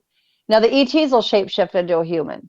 Hands down, I've watched them do that. I got attacked by one in Pennsylvania and got ripped off a bed 3 times by one. But the Bigfoots, all these cryptids can shapeshift. I've not seen a Bigfoot, and I don't know that they can. When I ask them if they can shapeshift to a human, I'm told no. Whether that's true or them lying, I don't know. But I have seen them shapeshift into what looked like a very large deer and a raccoon. Right. I haven't seen the shape-shifting yet, but that doesn't surprise me. But that question would be really good to discuss because I think probably a lot of people would wonder. We could. We'll get into it. Yeah, whatever you want to do. We get to relax right now. I'm having a blast, so. Me too. I don't usually get to talk about all the woo factors because most places, they get kind of funky about it. Yeah, so. Screw that. I'm enjoying it. Screw that. Well, I know. And the thing is you can't say on one hand, you want to know everything you can learn about the Bigfoot and the other cryptids and the ETs, and then say, but you can only have to deal with it in flesh and blood because that's not who they are. You either want to know or you don't want to know. I hear you. Totally hear you. Totally hear you. This is why Duke and I get along so good because I just love him. He's the best. I love Duke. Duke's amazing. He was so funny because I had talked to him for like 2 years. And he's like, "Oh, by the way, did you know I vetted you out?" I said, "You what?" And he said, "Yeah." And I'm really naive on stuff like that, so I don't even pay attention. I just kind of like put out what I know and that's it and don't worry about it. Right. He's like, "Yeah." He says, "You passed every test." And I'm like, "Well, I'm glad to know that. That's a good thing." He's like, "But don't feel bad. I do that to everybody." I said, "Oh, okay." Fantastic. I could listen to you all night. I really could. Oh, I'm so glad. I'm loving this, Dave. I really and truly am. I'm enjoying you thoroughly. Good. You and I'm glad you are. Glad you are. This is awesome. Love this. It's just really great to be able to talk about this kind of stuff and not feel, other than like on Facebook they have the group. Mm-hmm. And I posted one picture up there and I got attacked and I was like, forget it. I took the picture down and I was over it. It was the first time I ever posted in the Spaced Out Radio group. I thought that was a dismal failure. Oh, what? Oh, well, let me control that next time. I didn't see it today. I had a... This was the other day. I put up the picture that I sent you of the UFO with the portal under it with the head coming out. Right.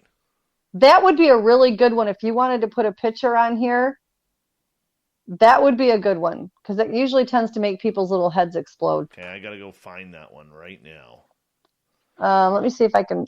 Let me grab my tablet and I'll resend it. And that way it's right down low. That's what I did with the Dogman picture. I'm just looking here. Let's see if I can find it. Yep. Okay. I'm sending it to you right now. Okay. And then the other one I'll send you from the UFO because people get a kick out of it. It's a beam coming down on my house. It doesn't show the UFO, but it shows the beam going down on my bedroom. I'll just show this right now. Let's go here. So this photo here is Yeah, you can see the triangular UFO at the top. Yeah, right here. And then the portals at the bottom with the head coming out of it. And then the picture that here. That's the head. No, the portal's right there. The head's up in the upper left-hand corner. The picture next to it that I sent you is a blow-up of the portal with the head, and you can see the face. Oh, right here. Yep. Well, that's kind of interesting. Isn't that crazy? That is really interesting. All right. We have about 18 seconds. Big thank you to G West ×2, Murray, Adam, and Vinster, Kira, Andrew, and YJ for the super chats. Thank you so much. It's a great way to support what we do on this show. Here we go with the second half of Spaced Out Radio right now.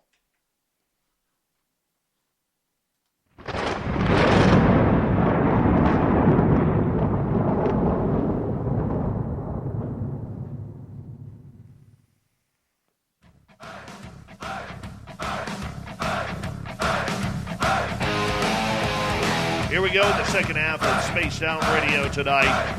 My name is Dave Scott. Thank you so much for taking the time to join us. Really do appreciate earning your listening ears. We want to remind you that if you miss portions of this show or others, check out our free archives by going to youtube.com/Spaced Out Radio. Just do me the favor, hit that subscribe button. Our website is spacedoutradio.com, where we have a plethora of features for you, including rocking out to Bumblefoot and reading up on Captain Shirk's SOR Newswire. Follow us on Twitter @SpacedOutRadio and on Instagram, Spaced Out Radio Show. We continue on tonight with Robin McCray. Incredible experiences with Bigfoot, Dogman, aliens, Goatman. And I want to get into Goatman, if you don't mind, right off the bat before we get to more audience questions. Actually, let's get to a couple audience questions, then we're going to get into Goatman. I'm all excited here, and I'm just mixing it all up. Let's start with Tim's question here. Robin, what's your opinion on whether Sasquatch can shapeshift into the likeness of another human or any cryptid? Well, I think this is a fantastic question because this happens a lot, and people don't realize that they can do it. So in answer to Tim's question, absolutely. I personally have not seen them shape into another human. I have seen them shape into other things.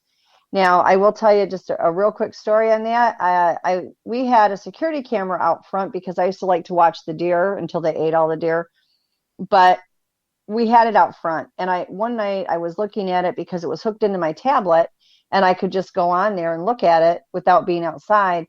And I saw what looked like this huge black deer, but it was the size of a moose. And there are no moose in South Carolina. It crossed the road up by we have pine trees that go up and down both sides of my property. Went over there, got on its hind feet, and it was pulling branches from these pine trees. And I thought, what in the world is going on? Then it proceeded to walk on two legs, go towards my garage. And then I couldn't see it at that point. Next thing I know, it shows up and it's at my front porch, and it sits down, and it went from this deer and it changed back to a Bigfoot, and it sat down on the steps of my porch. So then it proceeded. When we were kids, we used to go and you'd walk on the back of your calves and do like a duck walk. And this thing did this duck walk towards the middle of my yard. And I used to put birdseed there for the cardinals. And it waddled like that over to where the birdseed was. And it was a Bigfoot. And it's reaching down and it's picking up the birdseed and it's eating the birdseed. And it morphed into a raccoon and then it ran off. And I had someone that was staying at my house at the time with me. And they watched the entire thing too. And I was dumbfounded. But yeah, they absolutely can morph. I mean, any of your cryptids, anything with an ET base in it can do that. I have not seen them shapeshift into another human. I have watched the ETs do it. I was attacked by one in Pennsylvania. It actually followed me back to a hotel room. I knew that it was reptilian. I saw the eyes on it, the movement. And so I already had known it. It got hold of me once I got in the hotel room, and it literally grabbed me, dragged me off the bed. A friend of mine, we had gone up into the mountains to do some work, and she was in one bed, I was in the other bed, and I was fine 1 minute, paralyzed the next, and then it tried to drag me off the bed. I finally was able to get my arm free to hit the nightstand, which woke up my friend.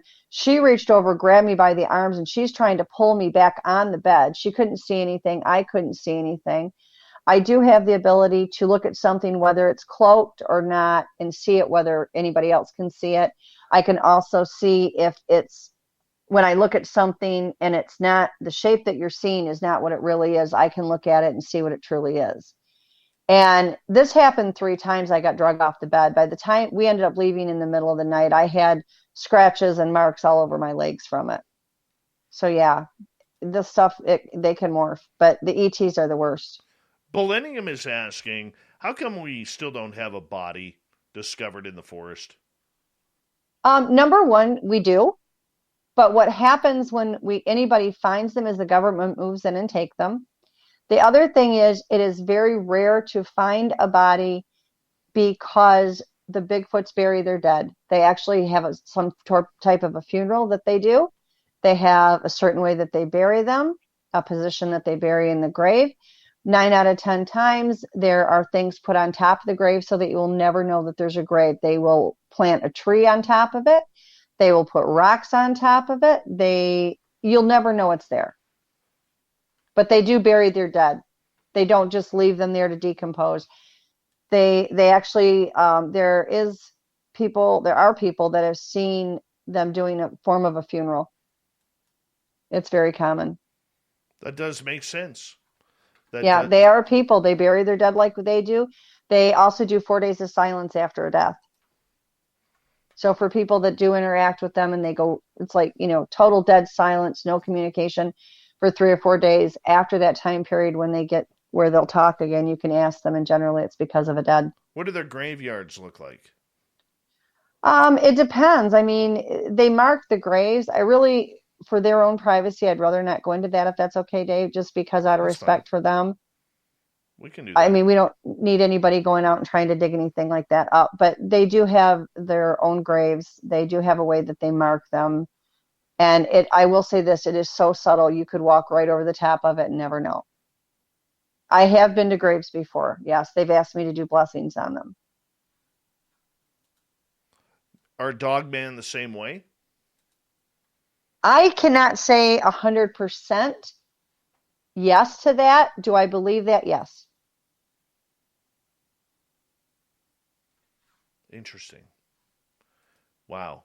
That just makes me want to run out. I can make it say 100% conclusive on the Sasquatch that yes, they do these things. As far as the dogman, my experiences with them is yes, they do that as well. It would make sense. Yeah. It would. Tony is wondering if you had any Wendigo experiences. The only time I've ever had an experience with the Wendigo was several years ago. And it was some work that I was doing. There was a lot of paranormal work being done. To say I was up close and personal with it in a flesh and blood situation, no, I cannot say that. Did I see it in a paranormal field? Yes. All right. G. West is wondering, are any of the Sasquatch species alien? All of them. They're part ET. It's what their body chemistry is. It's who they are. But I would like to point out one thing that people get very confused with on this is they all have paranormal abilities, every single last one of them. Occasionally you run into one that doesn't use paranormal abilities and people just think automatically, well, then they're different. They don't have paranormal abilities. That is false. What happens is, and I always go back to the same thing and I relate it to the Amish. In the Amish culture, you have certain sectors that don't have electricity. They don't have vehicles. They don't have a lot of things. You have other sectors of them that will have certain things to make their life easier. When it comes to these paranormal abilities, they're all born with them. If they are in a clan, that in that clan, the paranormal abilities are not allowed because then their clan, they don't believe that they should be used. They don't teach them to the kids. So the kids don't know they have them. Okay, so what happens is they start out with life and they don't know they have them until they're older, and maybe they leave that clan and they go to another clan and somebody is like, well, yeah, you can do this too. So it's a learned thing from the parents or from the clan members, but they are all born with the abilities, yes. All right. That just, okay, I'm going to run with that. It sounds good. It sounds well, good. It's like, we all know we can ride a bike or we can swim, but unless we're taught, we don't know. Okay. And it just depends on the group that they have. There are some clans that are strictly old school. They stick by the old laws, the old ways. They don't bend. They're not allowed contact with us, our hairless humans, as they call us. And they are very strict in that way. And in those clans, sometimes they don't allow the paranormal abilities. Then you have some sectors that are much more loose, and it's a free-for-all. But for every 10 Bigfoot that you're going to run into, I would say 8 to 9 are going to use their paranormal abilities at some point. With their clans, how many clans are they running in? Well, they're family groups, and it's like, they can bring an outsider into the clan, but it's their children and their children's children's and the grandparents. And the clan that was at my house, they had different ones that would come through my yard all the time. And I kept a notebook with a description and what I was naming them or calling them. And I had 60 individuals.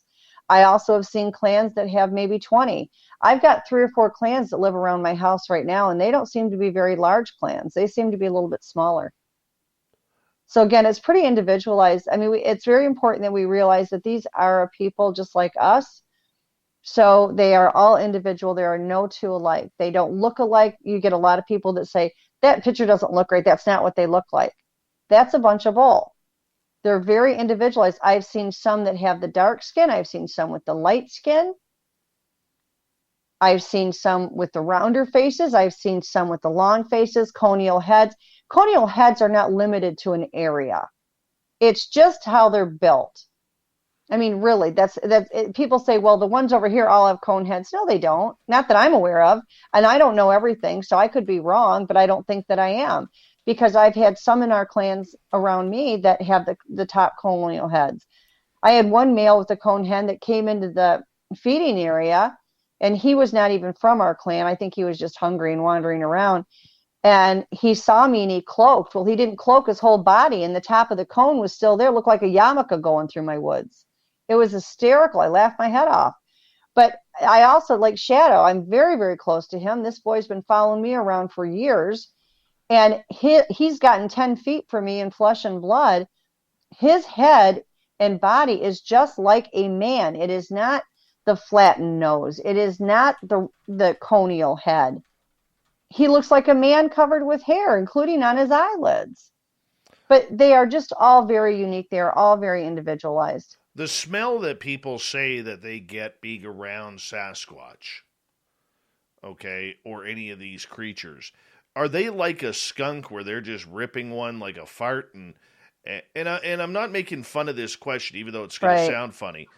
Is that the odor that the pungent odor that people are smelling? Well, yes and no. And I'm going to tell you just what my belief is on that, because again, this is something I don't have any way to prove. I know a lot of people say that they use it as a defense mechanism or whatever.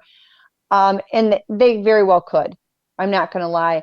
But we have people in our culture that are not exactly wonderful with hygiene. And you notice a body odor to them. This is the same basic principle. We have one out of Texas. His name is Mcrae. And dearest boy ever, but boy, does that boy like skunks. He will rub skunks all over him from top to bottom. He trances the skunk so that he can rub the smell all over him, or he'll piss them off so that they spray and he can get sprayed. And he'll come to visit from Texas. I know when he's there every time because he stinks so bad it burns my eyes. I've had certain Bigfoots that will come in and they absolutely reek, and they're not in fear. They're not being scared.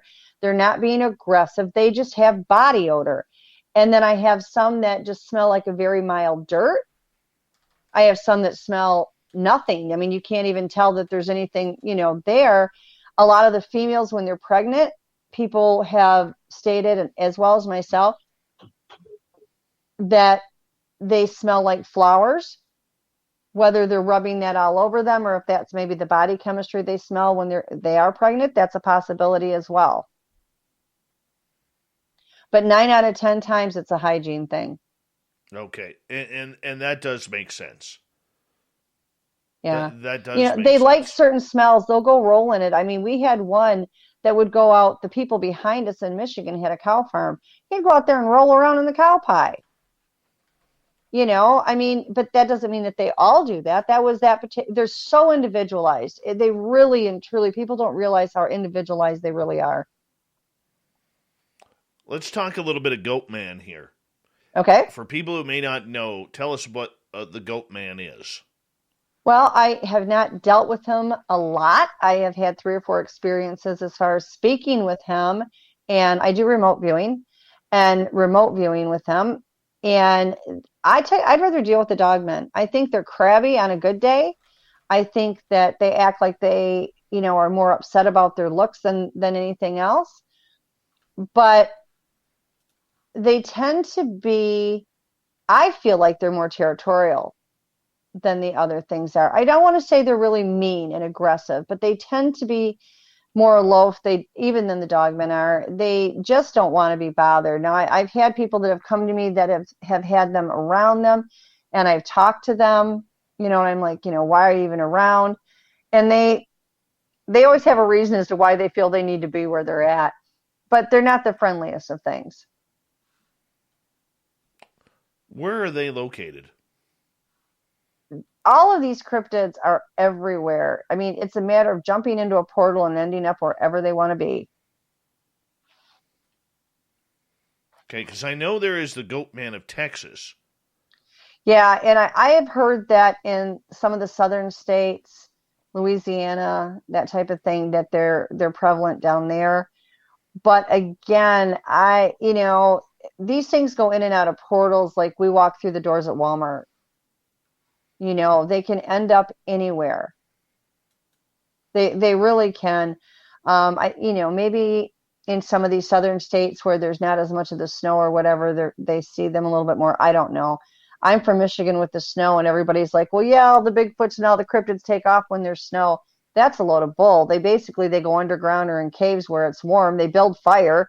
Mine were never gone.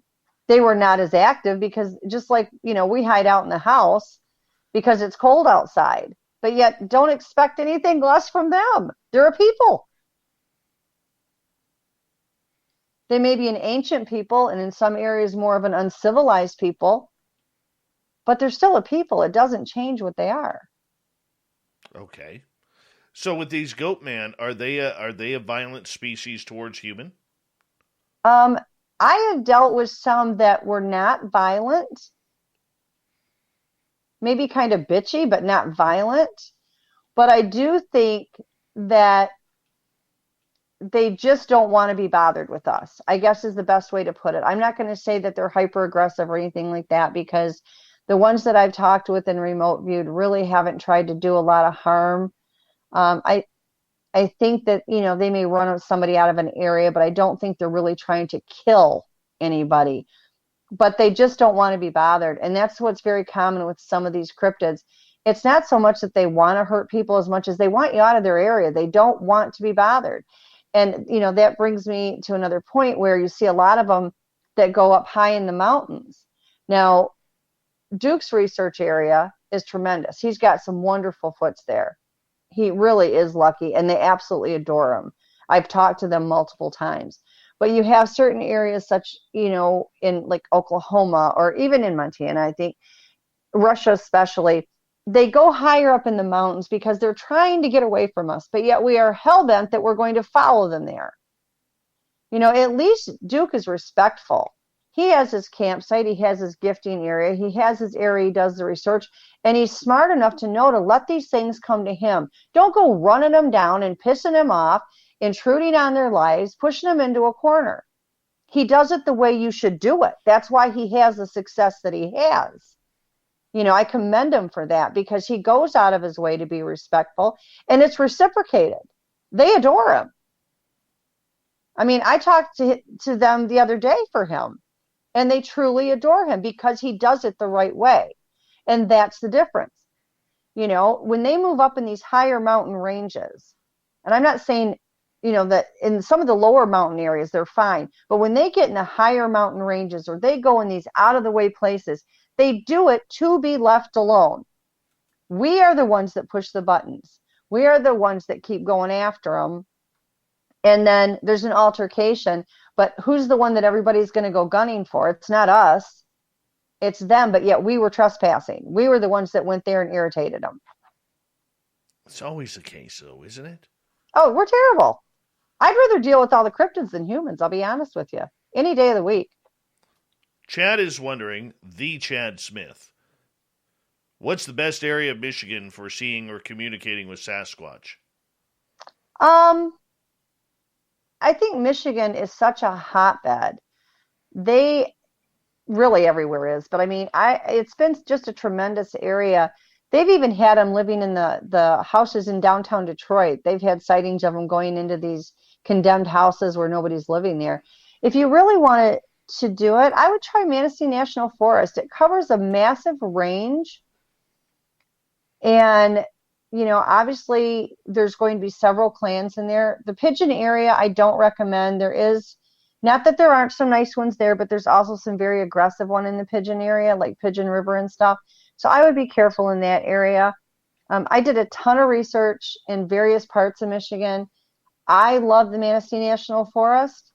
There were certain areas that they had some that were not quite as warm and fuzzy as others, but I've never had any get aggressive. You're lucky. Do you feel lucky by that? Absolutely. Absolutely. But when I go into an area, you know, I do my best to try to be respectful. If I pick up any energy that doesn't feel warm and fuzzy, then I know that that isn't what they want. And I don't push it. Now, have I had some follow me out of the woods? Absolutely. I was very glad to get out of there, but they never tried anything. I had a very dear friend of mine and we went into an area of woods that were old. Well, they still use them for dirt bike trails, which, just so everybody out there, the Foots hate dirt bike trails. Absolutely hate it. They don't like the motor from the bikes. They don't like them ripping through there where their family and their kids play. But we went back there, and this woods was so dense and so thick. We literally went in, and we were in there less than an hour. And by 5 o'clock, it was as black could be. We couldn't see to get out.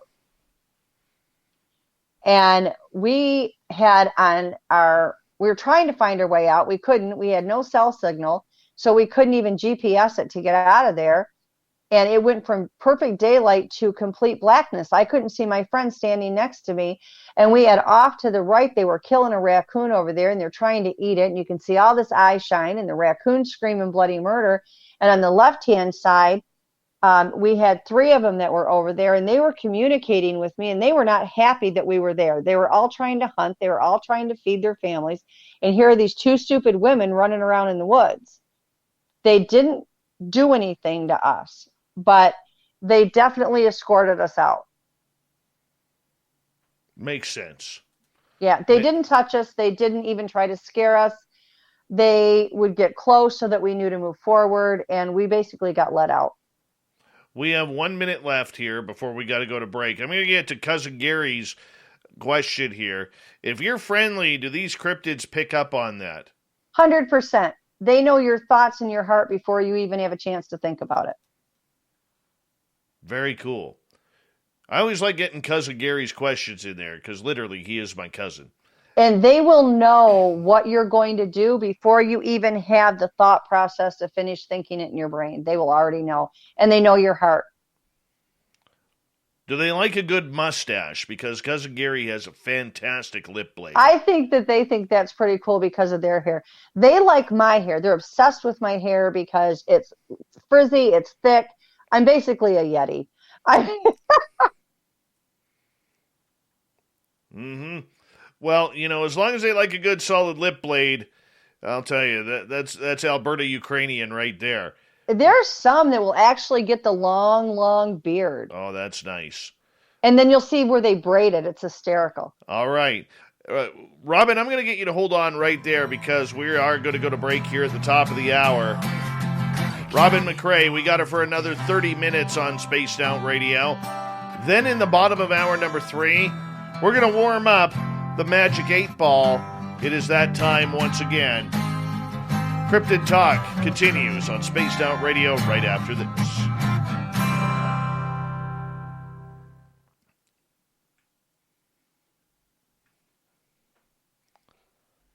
All right, we're clear. By the way, Cousin Gary named his mustache Chad Smith. Oh, I love it. Yep. I love it. Yep. But they like that stuff. They used to, I would always sleep with my window open in Michigan. I don't here in South Carolina because of the snakes. The snakes are just god awful, which is why I'm moving back to Michigan. But I would leave my window open. And if I had a screen, they just simply take the screen out. But my bed was always by the window, and I would feel them at night. And it was like they would trance me so I couldn't move. But they would play with my hair, and I'd wake up in the morning, and I'd have mud and leaves in my hair. And they've come up totally cloaked behind me in the woods and just start petting my hair. It's crazy. What do you think the role of the sentries are? They're basically guards. They're protecting the clan. They're making sure that, nobody that's coming in is going to do harm to the children or to the clans. They have in these clans, they have jobs assigned to them. They have somebody that handles medicine. They have somebody that's a warrior, a hunter, someone that's going to help with the children, or somebody that is the sentry. And it's basically a guard. They're just protecting. Because we got chased out in 2018. My buddy Merle, my buddy Mark, and we were doing a paranormal investigation at a crash site here where 52 people died in 1965. And long story short, we heard the samurai chatter. Mm-hmm. And we went back to, twice we heard it. And we went back to the crash location, and later on I ended up finding the trail, how this one Sasquatch had snuck up on Mike. It was making noise from about 20 feet away from behind the brush and trees. Scared the daylights out of him. But the second one came at Mark through the trees. He was about 80, 90 feet from us, in a different direction, and the trail out was right beside us. Yeah. And there's one way in and one way out. Yeah, no, they really, they act just like a guard. They're protecting an area for whatever their group's reasoning is that they feel that needs to be protected, or they'll have them stand guard so maybe the rest of the clan is sleeping or whatever, depending on the area. It sounds like that area, they had a vested interest in it. Whether it be out of respect for the 52 that died. It's very common to see them around graveyards and that type of thing. But for whatever reason, they felt that area needed to be protected. Yeah. Chat room, Wrenches, don't worry about Polar Eclipse anymore. I'm tired of his racial comments, and he is blocked. Okay? I hate blocking people. I really, really do hate blocking people. But the comments are just getting ridiculous. Obviously, he can't control himself, much like a child can't control their own pee. Okay? So we don't need that crap around here, and I've had enough. So bye-bye, Polar Eclipse. I love you, but you need a timeout for a few days or weeks, and I will review it over time. But we don't need that crap in our chat room at all. Ever. Okay, I put up with it, and it just continued. I asked you to stop a number of times. You did not. Now you got the wrath. You pissed me off. So, bye-bye. Go take a long time out. Sorry about that. That's all right. I hope I'm not causing too many problems. No, it's not you. I got this this listener. He's usually pretty good. I don't know if he is drinking the Aqua Velva from Grandpa's medicine cabinet as the show continues on, and but that's just what happens. And I don't, he, for some reason, he goes into these racist tirades and tries to get all political. And, you ask him to stop, but they keep continuing, and you got to sometimes draw the line. And this room is not a democracy. The chat room is not a democracy. It is a Daveocracy. I make the rules. Right. And I don't need his idiotic comments getting me in trouble with YouTube. Right. Oh, yeah. You've got too much invested. Absolutely. So we got about 1 minute, so we'll move on from there. Sorry about that. No, you're fine. Just hate that bullshit. I know. It's like if you don't want to hear it, then, you go somewhere else. You don't have to. I just think that, simple human kindness isn't that big of a deal to do, but some people just find it very difficult. Yep. And I don't understand that. Yep, I agree. It just makes me shake my head. I give a lot of chances. The funny part about it is, hi, Swan Man, how you doing? I will take the heat for that. On social media, they'll go and blame me for a bunch of crap, but they'll never mention what they say. You know what I'm saying? Oh, yeah. So, whatever. Big thank you to Tim, G West ×2, Murray, Adam, Ann, Vinster, Kira, Andrew, and YJ for the amazing super chats. Here we go with hour 3, everyone.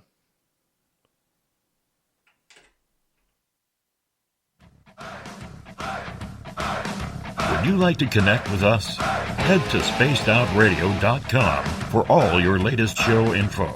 Now, back to Dave Scott and SOR. Here we go with the third and final hour of Spaced Out Radio tonight. My name is Dave Scott. Thank you so much for taking the time to join us. We really do appreciate earning your listening ears. Wherever you are on this beautiful planet we call Earth, want to say hello to everyone listening in on our terrestrial affiliates around North America and digitally on TalkStream Live, Revolution Radio, and KPNL. All of our archives are free by going to youtube.com/Spaced Out Radio. Do me the favor, hit that subscribe button. The Desert Clam has set the password for tonight in the SOR Space Travelers Club. Facula. Facula or Facula? I don't know, but the Clam sets the password each and every night right here on Spaced Out Radio. Our website is spacedoutradio.com, where we have a plethora of features for you, including rocking out to Bumblefoot and reading up on Captain Shirk's SOR Newswire. Follow us on Twitter at Spaced Out Radio and on Instagram, Spaced Out Radio Show. We continue on tonight with Robin McCray, her amazing experiences and encounters with every cryptid being you could find. And I love stories like these personal encounters. It just makes me beam with happiness because I love you, Robin. And I can guarantee you that next time you're definitely coming back. You are definitely coming back. Oh, I love you too, Dave. Try to, if you can, put that one picture we talked about with the portal. They might get a kick about that. Well, we only got a few more minutes left. I want to get to some more questions from our audience, okay, because I know they're lining up. Oh, sure. Greco on Twitter is asking, how do the cryptids feel about humans constantly encroaching on their land? They hate it. They absolutely hate it. They don't, like, their idea of property lines are not like ours are. They have territories. They don't understand our properties the way our property actually works, but they don't like it. Like I said before, this is a matter of if you're sitting at home in your living room and your family's there and somebody barges in your front door, what are you not going to do to protect yourself and your family? It's not about what you're going to do. What are you not going to do? You're going to do everything in your power because this is your space. Your home is your home. So when you walk out your front door, you're now in their home. You've left your home. You're in their home. So we go out in these areas because we're so curious and we want to see. But we have to, at some point, we have to determine just because you can doesn't mean you should. And you have to realize, do you want good interaction or bad interaction? Because I'm going to promise you, your bad interaction is going to make your worst nightmare seem like nothing. If you want to learn, if you want to have experiences, if you want to continue to have experiences, you want positive interaction. And you can only go, I mean, obviously when you go in the woods at all, you're now in their world. So you're going to go into their world at some point. You have to decide in your mind, how far are you willing to push this? And the easiest way to actually get an encounter, go to a campground, have a bonfire, cook some hot dogs, laugh, sing, be happy, draws them in like magnets. They are more comfortable coming to you than they will ever be you going to them. That's awesome. I do hear here in British Columbia a lot of encounters happening in campgrounds. Yeah, they do all over. My son lives in Vancouver. Oh, cool. And I went to see, he lives on the Mcrae reservation. And we went up hiking in the mountains one day. And I'll never forget, I came down and there was a massive, he had to be 12 foot standing behind a tree there, and he was not happy. I mean, everybody was hiking up and down these mountains. He wasn't, he didn't do anything. He didn't act on it, but he made sure that I felt that energy, that he was not happy with all the people there. I didn't take it that it was directed at me as much as it was the whole, because there were so many people there.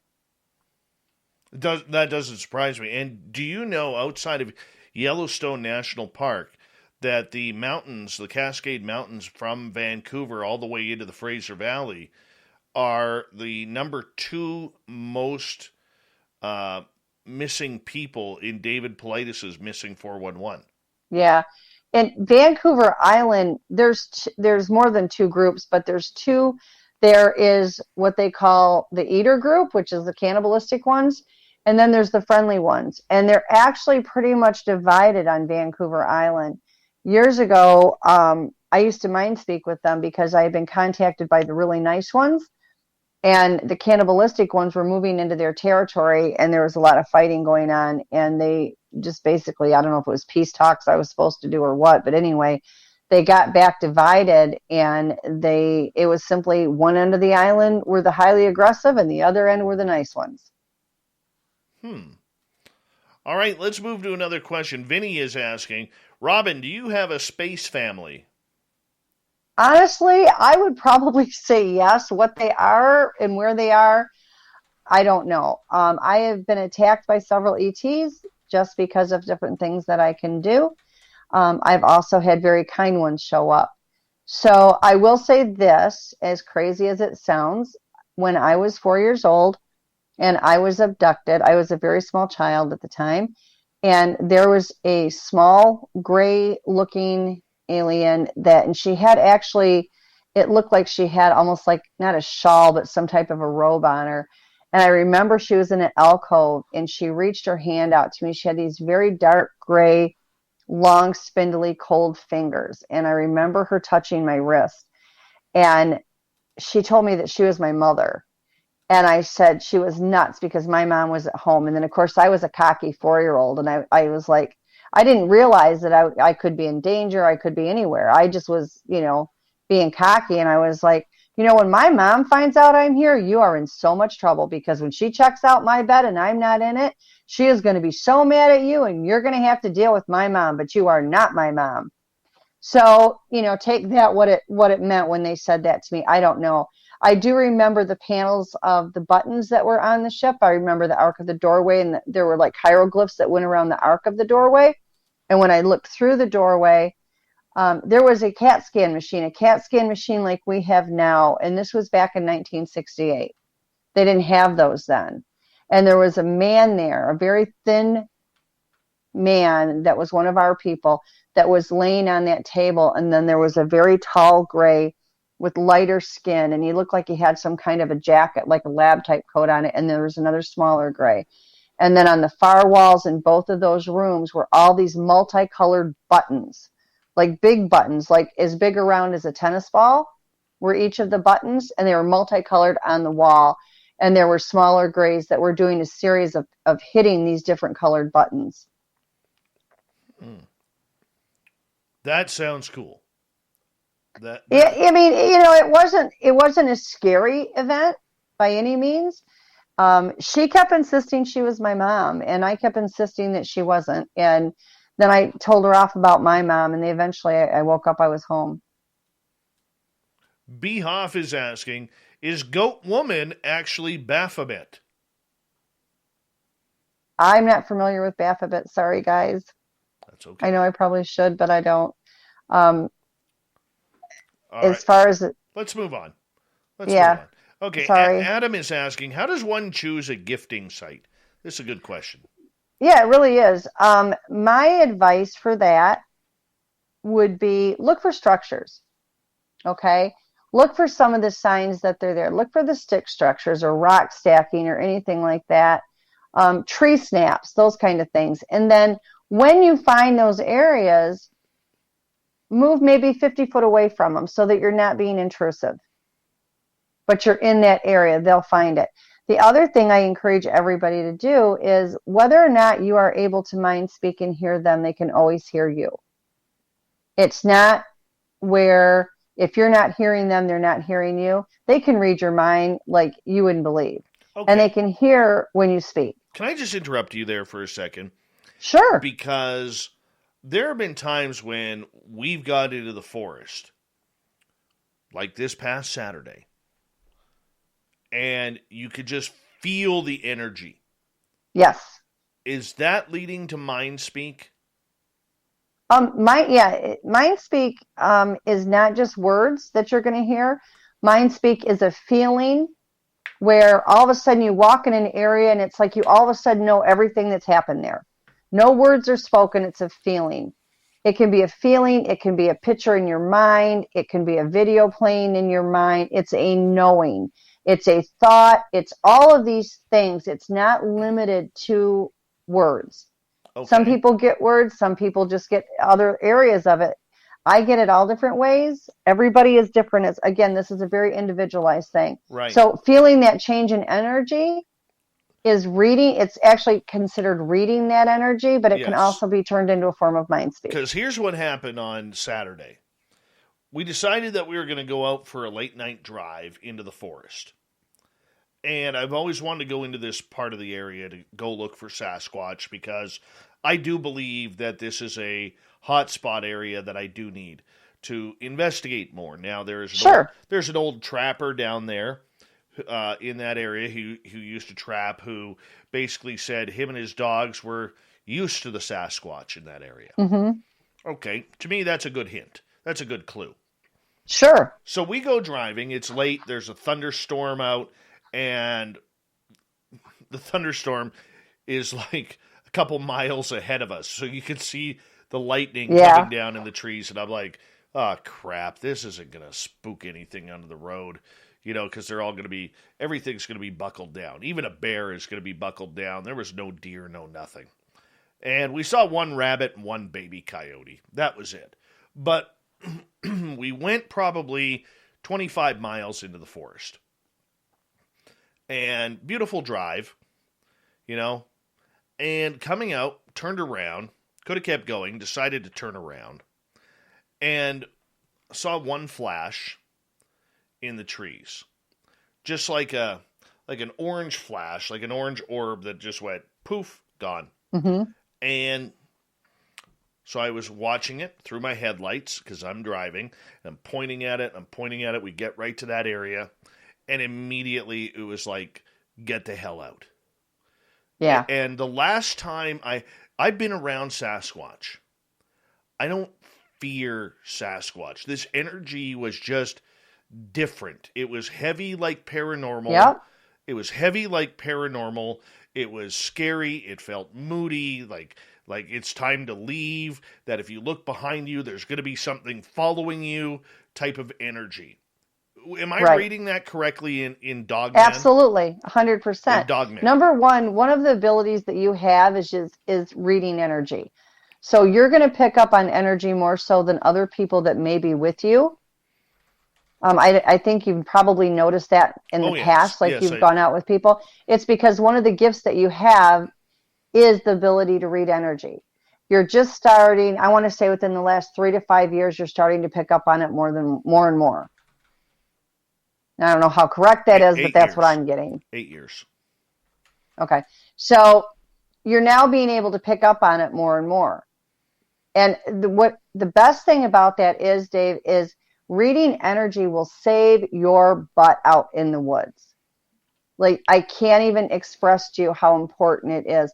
And I encourage anybody that does do mind speak, learn how to read energy, because anything can talk to you in your mind or project something into your mind and make you think it's your best friend when it's really out to take you out. And the only way that you have any type of defense against that happening is by reading energy. And reading energy is vital. People do not realize how important this is. So for you to be able to do that, you are ahead of the game. Okay. Listen to it and respect it. Okay, I want to follow that up, though. To me, I've only had this type of energy one previous time. And when I go through my list, because everything that I have learned has an energy pattern. For instance, everything has a signature. For instance, if you're dealing with extraterrestrials, the energy is very high. It's very fast-paced. Mm-hmm. It's very, anxiety type of energy. Like I've never. It's almost like they're soulless. They're cold. It's just it's a weird energy. It's like I gotta go right now. Here we go. Let's make this happen. Almost like you're on speed or something.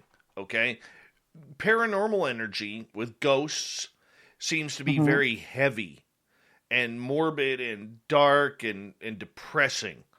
Sasquatch energy seems to be kind of like the energy that it's comforting. It is, but there is a little bit of a fear element because of the size of these creatures. Mm-hmm. Okay. But what I felt here, I've only ever felt once before, and that felt to me, in translating everything, that this must be dogman type energy. Yeah. Now, the dogmen that I've dealt with on a regular basis, it is a different energy. It doesn't feel like a bad energy or, aggression or anything, but there definitely is a difference to it. And as you're out in the woods and you're out around these cryptids, you tend to be able to pick it out more and more. It's like if you were to go out with a group of 4 or 5 of your friends and you close your eyes and they walk up behind you, you're going to be able to pick up which one it is because your body automatically recognizes that energy signature. Even if you don't, your body does.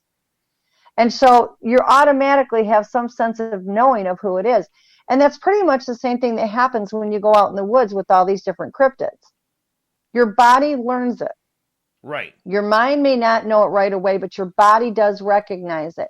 So when you go from having a Sasquatch around you and then all of a sudden a dogman comes in or a goatman comes in or an ET comes in, your body will react even before you do.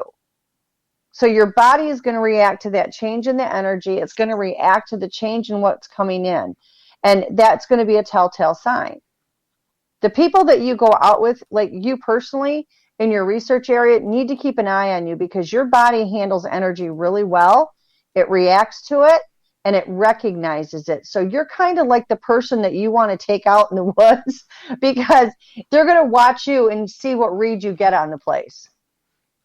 No, and I can understand that. And I don't like talking about my own intuition or anything too much on the show, but I'm trying to figure out what this energy is because here's what happened. Once we lost that energy, all of a sudden extraterrestrial UFO type energy. Yeah, see, I'm not picking up from what you're telling me, and like I try to do what I call an energy read or an energy trace and track it back. I don't think it was a dogman. I think you had something okay, I wasn't going to go into this, but I'm going to do it real quick. Go for it. Okay, here's the bottom line. The ETs, certain groups of ETs want our Bigfoot dead. They were put here on this planet to watch us and report back. They didn't do it because of humanity that they have because they're part human. They didn't do what the ETs wanted them to do. They have what they call a robotic Bigfoot. I've watched them dump them off of a ship. I've watched them try to collect ours. And these things are basically lean, mean killing machines. Their only purpose on our planet is to kill. Basically, they're trying to round up the Bigfoot, take them back, and then the ETs that are doing this are destroying them. And it doesn't necessarily mean it's the ETs that created them. It means these are the ones that are trying to enslave them to do what they want them to do, and the Bigfoot are not doing it. Actually, Duke and I did a show on it on World Bigfoot Radio if anybody wants to go check it out. But the thing is they are actively trying to kill them. The energy trail that I'm pulling off of you in some of these situations like with that's what you had out there, and that's why you saw the UFO. Makes sense. Makes sense. But I didn't tell you that I saw a UFO. There was a UFO there that night. I know. I'll tell you how I know. Is when we knew we were being followed by a UFO. We knew we were. We just kept going. And when we came out of the forest, got on the highway, there was a cloud break. So if you take the moon at high noon and real thick clouds in between, okay, or underneath the moon, there was one speck of bright white light sticking out of the clouds looking at us. Yeah. And the other thing, too, is we have our storms that are just part of our world. They're a natural storm. The ETs also create a storm for their own benefits, and their ships come inside these storms. And so it's not uncommon to see clouds that are shaped like a UFO. And not all the time, but I would say maybe 80 to 90% of the time they actually are a UFO. The ETs create severe weather to their own advantage so that they can use that to bring in ships during these storms. We have about 2.5 minutes left with you tonight. Where can people find you, your information, if they want to pass any stories or gain some information from you? I'm on Facebook under Robin Haynes Mcrae, or if you get any of the World Bigfoot Radio stuff, I usually try to stick around with Duke, and he always knows how to find me because I talk to him daily. So you can reach me that way. But I'm also on Facebook, and like I said, I'm under Robin Haynes Mcrae. Yes. Otherwise, just type in Woo on Facebook, and you will get Robin. Robin, it has been such a pleasure to have you on. Oh, thank you so much. I thoroughly have enjoyed it. And I really appreciate you taking the time and having me on. For sure, because I love these true tales of these experiences, because I know there's a lot of shows out there, podcasts out there, who don't want to talk about these subjects because they're too far off the ledge. I'm telling you right now, this is perfect for our audience. And a big thank you to Duke from definitely. We love him. Radio. And this is we've been doing this for 2.5 hours. It's been incredible. Dave, I just adore you. You're wonderful. And I thank you so much for having me here. We haven't even scratched the surface, buddy. Oh, I know. I can sense that. I can totally sense that. And I'm okay with that, because that just means that we got to bring you back. Yeah, of course. That's what that means. Yeah, it would be fun. And I'm okay with that.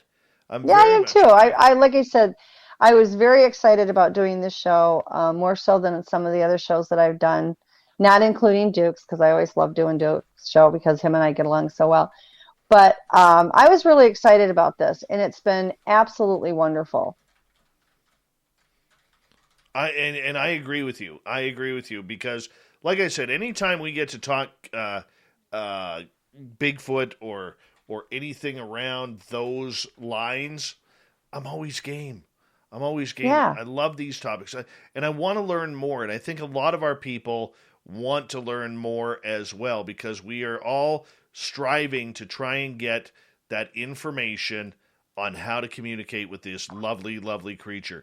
So I want to say a big thank you once again, Robin Mcrae. Oh, you're welcome. And you've got my number, Dave. Get hold of me anytime you want. Oh, there's a good chance that's going to happen. I hope so. Yeah. Like I said, You like talking monsters. We like hearing stories about monsters. So it just works for all of our they're kind of like audience. my family. They've saved my life like 4 times. So, I kind of have to stick with them. Really appreciate you. Robin McCray, everybody, as we Take care, everybody, and thank you. As we send off Robin into the sunset. And we're going to get ready because it's a feature you guys love. We got the Magic 8 Ball. We're going to warm it up. Ask your questions. Psychic Connections next with the Magic 8 Ball on Spaced Out Radio.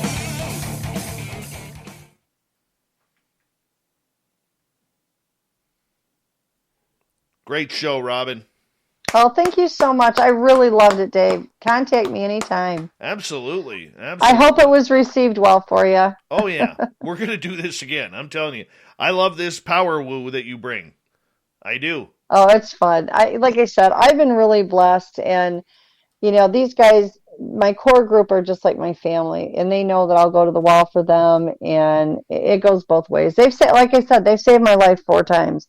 Oh, that's wonderful. So they're stuck with me. I will let you get some sleep. I promise you will be back on this show before the end of the year. Sounds great. You take care, sweetie. I will let Dirty Filth know, a.k.a. Klaus, to get a hold of you. Sounds wonderful. Take care. Take care. Thank you. Thank you. Bye-bye. Bye-bye. What a sweetheart. What an absolute sweetheart she is. Genuine. Oh, love it. Love it. That's the way I like it. Anytime we can have some good woo like that, that's awesome. That's good stuff.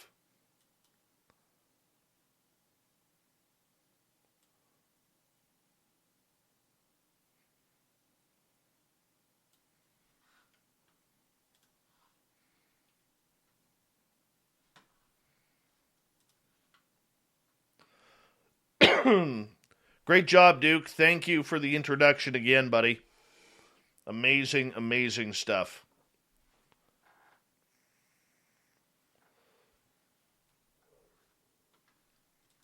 Hey, Marie, do you want to check your text message, please?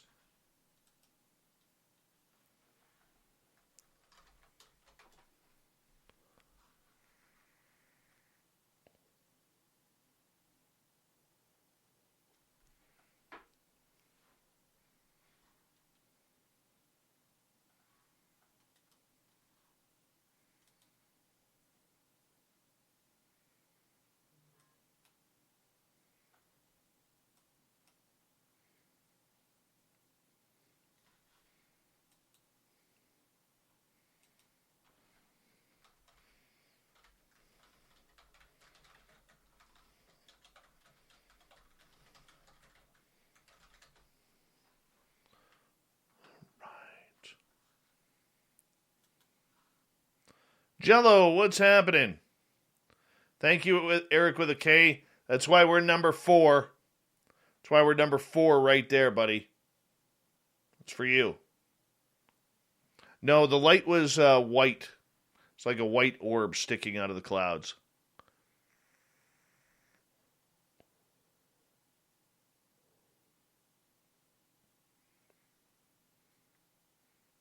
It's kind of cool.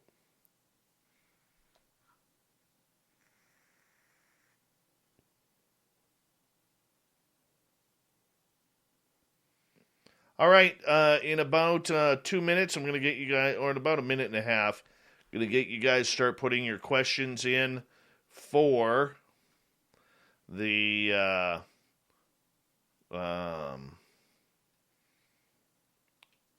of the day, or not the thought of the day. What the hell am I talking about? Magic 8 Ball. The watermelon is actually a hat. That is the Saskatchewan Roughriders of the Canadian Football League. Their fans are nuts.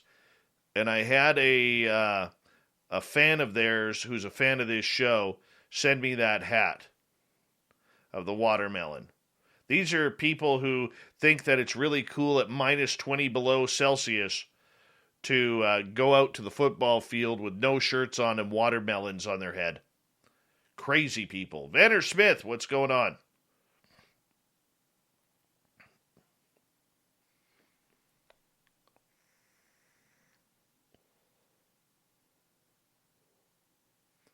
One minute. No, that hat's pinned there. All right, warming up the 8-ball. Who's ready? Put your questions in capital letters, if you don't mind, because we're going to get going here momentarily. I want to say a big thank you to Aussie Rob, Aussie Steve, Black Dragon, Tim, G West ×2, Murray, Adam, Ann, Vinny, Kira, Andrew, and YJ for the amazing super chats tonight. Really do appreciate your love and support of Spaced Out Radio. We're going to get going here in about 10 seconds. Thank you to all the veterans who are hanging on out, listening in. We appreciate you. And of course, all of our regulars like Aussie Rob and Excalibur, the gorgeous Kira. Here we go.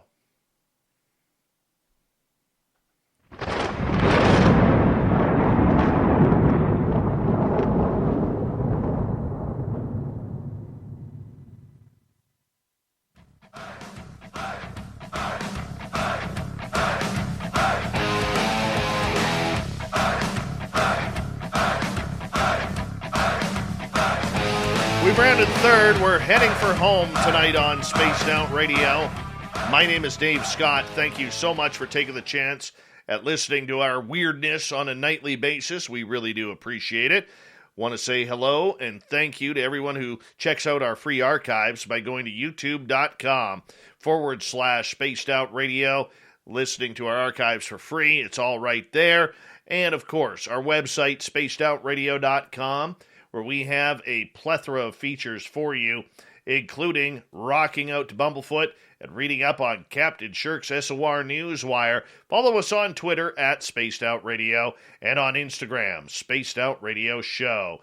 Speaking of the night that it is, let's warm up the Magic 8-Ball for some predictions. Let's get psychic and kinetic.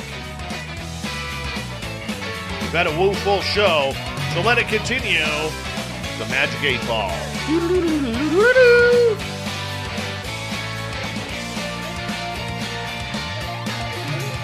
All right, our first question of the night comes from Adam. Gotta be in our YouTube chat room to ask the questions here.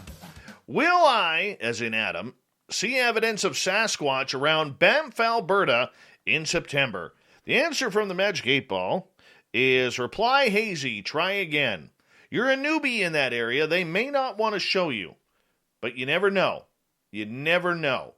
Let's make sure what you do know, what you don't. Learn your paths. Here's my suggestion. Learn the paths. Find the stories from people in the community once they warm up to you. And then in 2022, I think it's going to be your year, man. That's my prediction. B. Hoff is asking, Magic 8-Ball, is the Earth really flat? Magic 8-Ball says, as I see it, yes. Are you making fun of us, Magic 8-Ball? Let's find out here. What does he say here? Yes and beyond. So in other words, B. Hoff, the Magic 8-Ball sees the humor in your question and is playing right into it. And no, the Earth is not flat. All right, Block Chic is asking, will the UFO community come together to support each other as we reveal whatever the truth awaits? Magic 8-Ball says, out of fuel, try again later. In other words, no. There's too many egos, too many people in it for themselves. It ain't going to happen. Too many factions, too many spooks, not going to happen. Chad Smith is asking, will SOR ever get sick of Chad Smith? The Magic 8-Ball says, I am Chad Smith. I am Chad Smith. But no, seriously, the Magic 8-Ball says, infinitely yes. But you know what? Everything runs its course, Chad Smith. And this one's going to take a while. This one's going to take a while. All right, Vinny is asking, was the cartoon Pinky and the Brain, loved that cartoon, based on a true story? You have my pity. Of course not. It's a cartoon, Vinster. Okay. Our radio listeners on terrestrial radio, all right, you may have to plug your ears for this one. Joe is asking, oh, brother. I needed this question tonight, man. I really did. Joe is asking, is there an alien anal probe in my future? The answer is, it is decidedly so. Yes, you are going to get anal probed by aliens, Joe Smith, and you're going to love it. Just remember, I'm going to suggest right now, if you don't mind, all right, just for your own safety, because aliens can be a little rough. I don't know this part from personal experience, but I know it from people that I've talked to. When you go to bed at night, Joe Smith, tie a bottle of lube to you, because them aliens are coming, and they are liking what they are seeing, my friend. They are liking what they are seeing. All right, Kira is asking, does Dave have Sasquatch near his house? Well, we know Dave has a black bear by his house right now. My sources say no, and I'm going to agree with that, Kira, because the forest isn't too far away, but there's a lot of action around here, and with the fires and everything, it's really pushed things away. So, I don't think they are here right now. No, I do not. And I agree with the Magic 8 Ball. Chrismo in Austria is asking, Dear Magic 8 Ball, will I be able to get to Las Vegas to the big Spaced Out Radio party? The answer is, when it happens, you better damn well be. Intel looks good. Chrismo, the intel looks good. All right, that looks good. I'm thinking now with, we're running late in the year. We're 2/3 through 2021. Christmas is coming right around the corner. I hate to say the C word already, because the minute you mention the C word in August, all of a sudden every Walmart has Christmas music playing the next day. Have you ever noticed that? So, yeah, we're going to make sure. We'll give you a good date. I'm thinking 2022, the way the world's going again. YJ lives in the Okanagan of British Columbia. Magic 8 Ball. Should I buy a bumper or buy a welder and just make my own? Ooh, that's a good question. All systems go. Just buy the bumper, man. Just buy the bumper. But if you're going to weld other stuff, either way, it's a can't-miss option either way, YJ. It's a can't-miss option. Jenny is asking, will the aliens show up in February 2022? All systems go. We're going to get some aliens in 2022, Jenny. We're going to get some aliens in 2022. Joe wants to know, different Joe, will Vinny ever get a girlfriend? Vinny's one of our wrenches in our chat room on YouTube. Ask again later, Joe. Ask again later. Vinny's just not ready. He's not emotionally stable enough right now in order to do that. Andy Jones, will the Bigfoot community, Magic 8 Ball, ever come together? Batteries are low. Absolutely not. They're as screwed up as a UFO field. Seriously. All right, Selena wants to know, will I ever meet a Sasquatch? Selena, that is, not me. Magic 8 Ball says, all clear. You're good to go, Selena. You're good to go.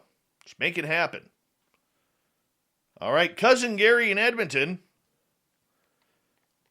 Can I use my BB gun on a wasp's nest? Oh, I don't even need the Magic 8 Ball to say yes for that one. But Cousin Gary, we'll see what the Magic 8 Ball says. Come on. Don't count on it. Magic 8 Ball doesn't like that idea. Here's what I did, Cousin Gary, and your mustache. I used a spray bottle, just a regular dollar store spray bottle. I mixed water and soap. It gave me plenty of hours of entertainment, killing wasps. I only got stung once in 2 years by doing this. And it's really fun because the minute the soap hits their wings, they can't fly anymore. And then what happens is they start moving the larvae out. And then when you spray them, they crash land with the larvae, and they're done. Toast. Use the spray bottle. It's a lot more fun. You get a lot more vengeance on it, and much more enjoyable. That's what I suggest you do, Cousin Gary. All right. Sandra. Hi, Sandra. Hi, Sandra. Hi, Sandra. Was there a significance of dreaming of Kilimanjaro? Magic 8 Ball says, as I see it, yes. I don't know what that means, but let's go for it. Let's go for it. Bigfoot Anon wants to know, you ever heard of the Ocheesy Pond Wildman, Magic 8 Ball? Yes and beyond. I've never heard of it. You're going to have to fill us in on that one. But Magic 8 Ball knows all. Magic 8 Ball knows all. Super Duke from World Bigfoot Radio. Will Dave make it to Vegas in 2021? Yes and beyond. Maybe we will have our party this year. Maybe it'll be just a secret trip to scout things out. Don't know yet. Don't know. Aaron wants to know, does my cat really think it's a dog, or is it trolling me? Let's find out. My sources say no.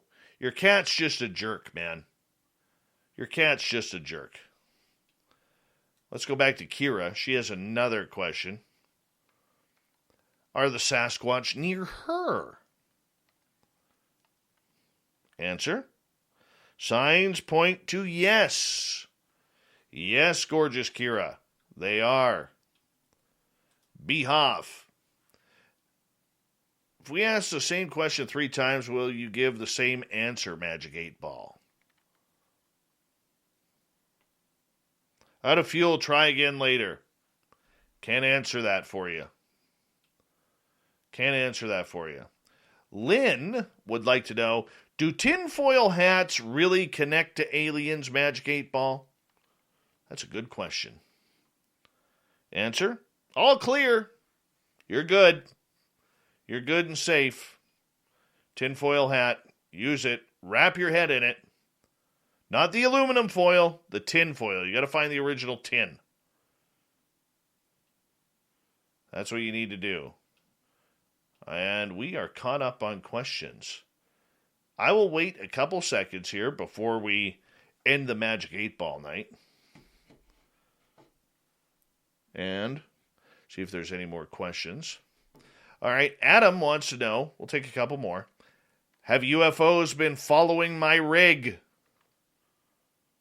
Ask again later, Adam. In other words, not recently. Not recently. All right. It's probably that time where we say goodnight to the Magic 8 Ball and hello to Captain Shirk and Shirky Poo's news.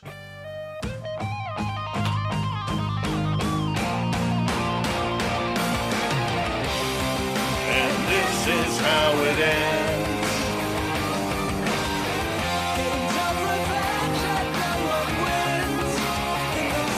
The news is always changing, which is why we bring you the SOR Newswire at the back end of every show, where we get to the weird, the strange, the wacky, and sometimes the sad. Because Literally, another music legend has passed away. I don't know if you heard the news or not. Charlie Watts from the Rolling Stones, their only drummer, passed away peacefully in a London hospital surrounded by family, says his publicist. Yeah, the Rolling Stones drummer and the band's irreplaceable heartbeat died at the age of 80. No cause of death given. Watts' publicist confirmed his death in a statement that reads, "It is with immense sadness that we announce the death of our beloved Charlie Watts. He passed away peacefully in a London hospital earlier today, surrounded by his family." The statement referred to Watts as one of the greatest drummers of his generation and closed by requesting that the privacy of his family, band members, and close friends is respected at this difficult time. Watts' death comes several weeks after it was announced that the drummer would not be able to perform on the Rolling Stones No Filter tour of U.S. stadiums. Charlie has had a procedure which was completely successful, but his doctors this week concluded that he now needs proper rest and recuperation, a rep said for the band. With rehearsal starting in a couple of weeks, it was very disappointing to say the least, but it's also fair to say no one saw this coming. It is hard to imagine the Stones without Watts.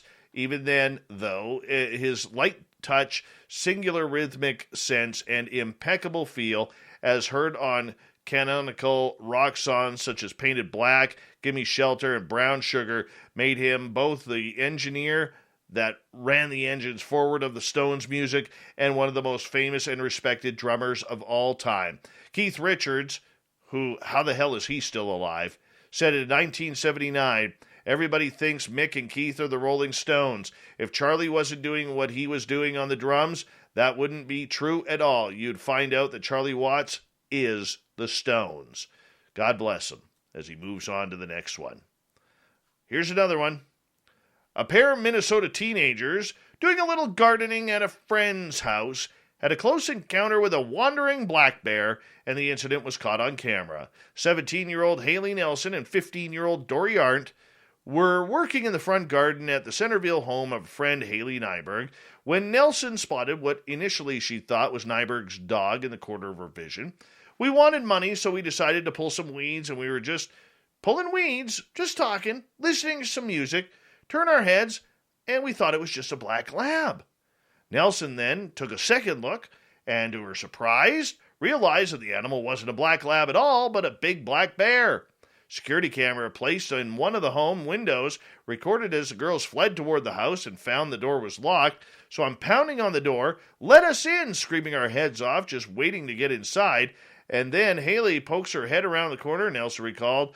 Brian Nyberg, Haley's dad, opened the door and ushered Nelson and Arndt inside before going to get his daughter. "I heard them screaming, and my dad came outside and was just like, 'Why are you still out here? A bear just walked in our front yard.' I'm like, 'What?'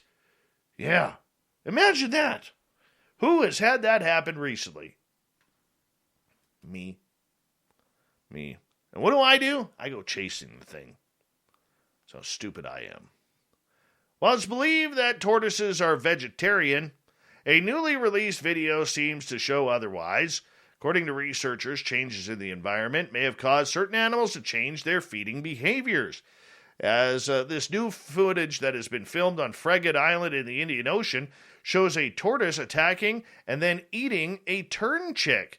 Cambridge University released the video on various platforms where it called out the odd behavior for supposedly a vegetarian animal. Bad tortoise eating birds. But hey, probably got some fresh chicken legs, so why not? And finally, a 22-month-old little girl has been found alive, thank goodness, after 4 days in a Russian forest and promised never to disappear again. Lyuda Kuznina wandered off near her home in Smolensk, west of Moscow, prompting a search involving hundreds of people. She had no food or water and was eventually found covered in insect bites, but alive after one of the search parties heard her squeak. She's quite adamant she'll never run away from Mum again, although quite how long she'll remember that promise, we have no idea. But at least she says so. Antonia Kuzina says the toddler is being looked at the local children's hospital. and the mother and daughter were in a playground outside the hospital waiting to be discharged. The alarm was raised after Liuta left the family's summer house last Tuesday. She had been playing outside with her 4-year-old sister, but had wandered off into a nearby forest when her mother visited the neighbor and sister had followed.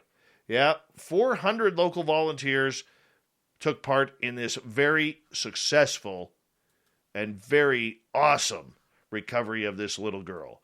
And let's hope that Sasquatch kept her safe.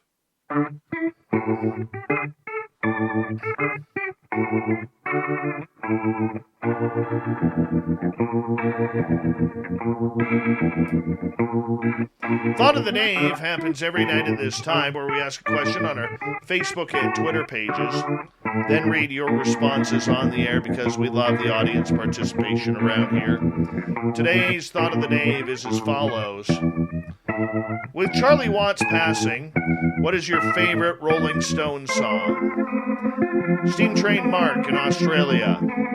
I Can't Go Past Painted Black. And a close second, I Can't Get No Satisfaction. Jules, Honky Tonk Woman. Mickle, oh no, that's terrible news. R.I.P. Charlie. Dystopia Drifter Dennis. Mother's Little Helper doesn't get enough recognition in my opinion. Mark, such a sad day for rock and roll. Have it open right up because they heard him a knockin'. Amy, Painted Black. Wait, Angie, because about Angie Bowie. Anthony, Gimme Shelter. James, this is my favorite that James said. Sympathy for the Devil. Chris loves Painted Black. Magic Torch was Gimme Shelter, no contest, one of the coolest tracks ever. All right, that's good stuff so far. Becky, Start Me Up. Jason, Emotional Rescue, Damn You Disco Haters.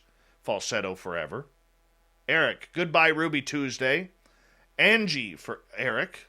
Another Eric. Marty, 2,000 Light Years from Home. Keith, so many, but I will go with Under My Thumb. Chris, Shakedown Street. Byron, Wild Horses. Magnus, She's a Rainbow. Gary, Under My Thumb. Drew, that's a tough one, given the immense catalog that the Stones have. Off the top of my hat, Gimme Shelter, Midnight Rambler, Bitch, Paint It Black, Miss You, One Hit to the Body, too many to list. Kevin, Monkey Man. Michael, Miss You. Wild Horses for Joe. Beast of Burden for Nicole Sakic. Start Me Up for Gary the Dutchman. Wild Horses for Science Bob. Uncle Dale and his Power Stash will get the final word on this one. I like the more harsh and gritty Stones with lots of riffs and rants. So, She's So Cold. Street Fighting Man. Start Me Up. Shattered. Honky Tonk Woman. Brown Sugar. Jumpin' Jack Flash, and Painted Black. Thank you to everybody participating in the Thought of the Day. Thank you to Captain Shirk for the news. And, of course, all of you playing on the Magic 8 Ball and Robin McCray talking Sasquatch all night long. We got Mr. Ron Bumblefoot Thal rocking in the background with Little Brother is Watching. Bumblefoot is the official music of Spaced Out Radio, rocking us in and out of every single show. Get your horns up for the guitar god himself. Special thanks to everybody listening in at home, at work, in your cars, wherever you may be. Thank you to everyone in our chat rooms tonight on YouTube, LGAB, Revolution Radio, Twitch, Spreaker, the Facebook Space Travelers Club, and on Twitter. I know you're out there somewhere. Remember, this show is copyright by Spaced Out Radio and SOR Media Ventures Limited. Thank you so much for choosing to share your evening with us, because together, my friends, we own the night. Mr. Bumblefoot, we need a favor. We need you to take us home.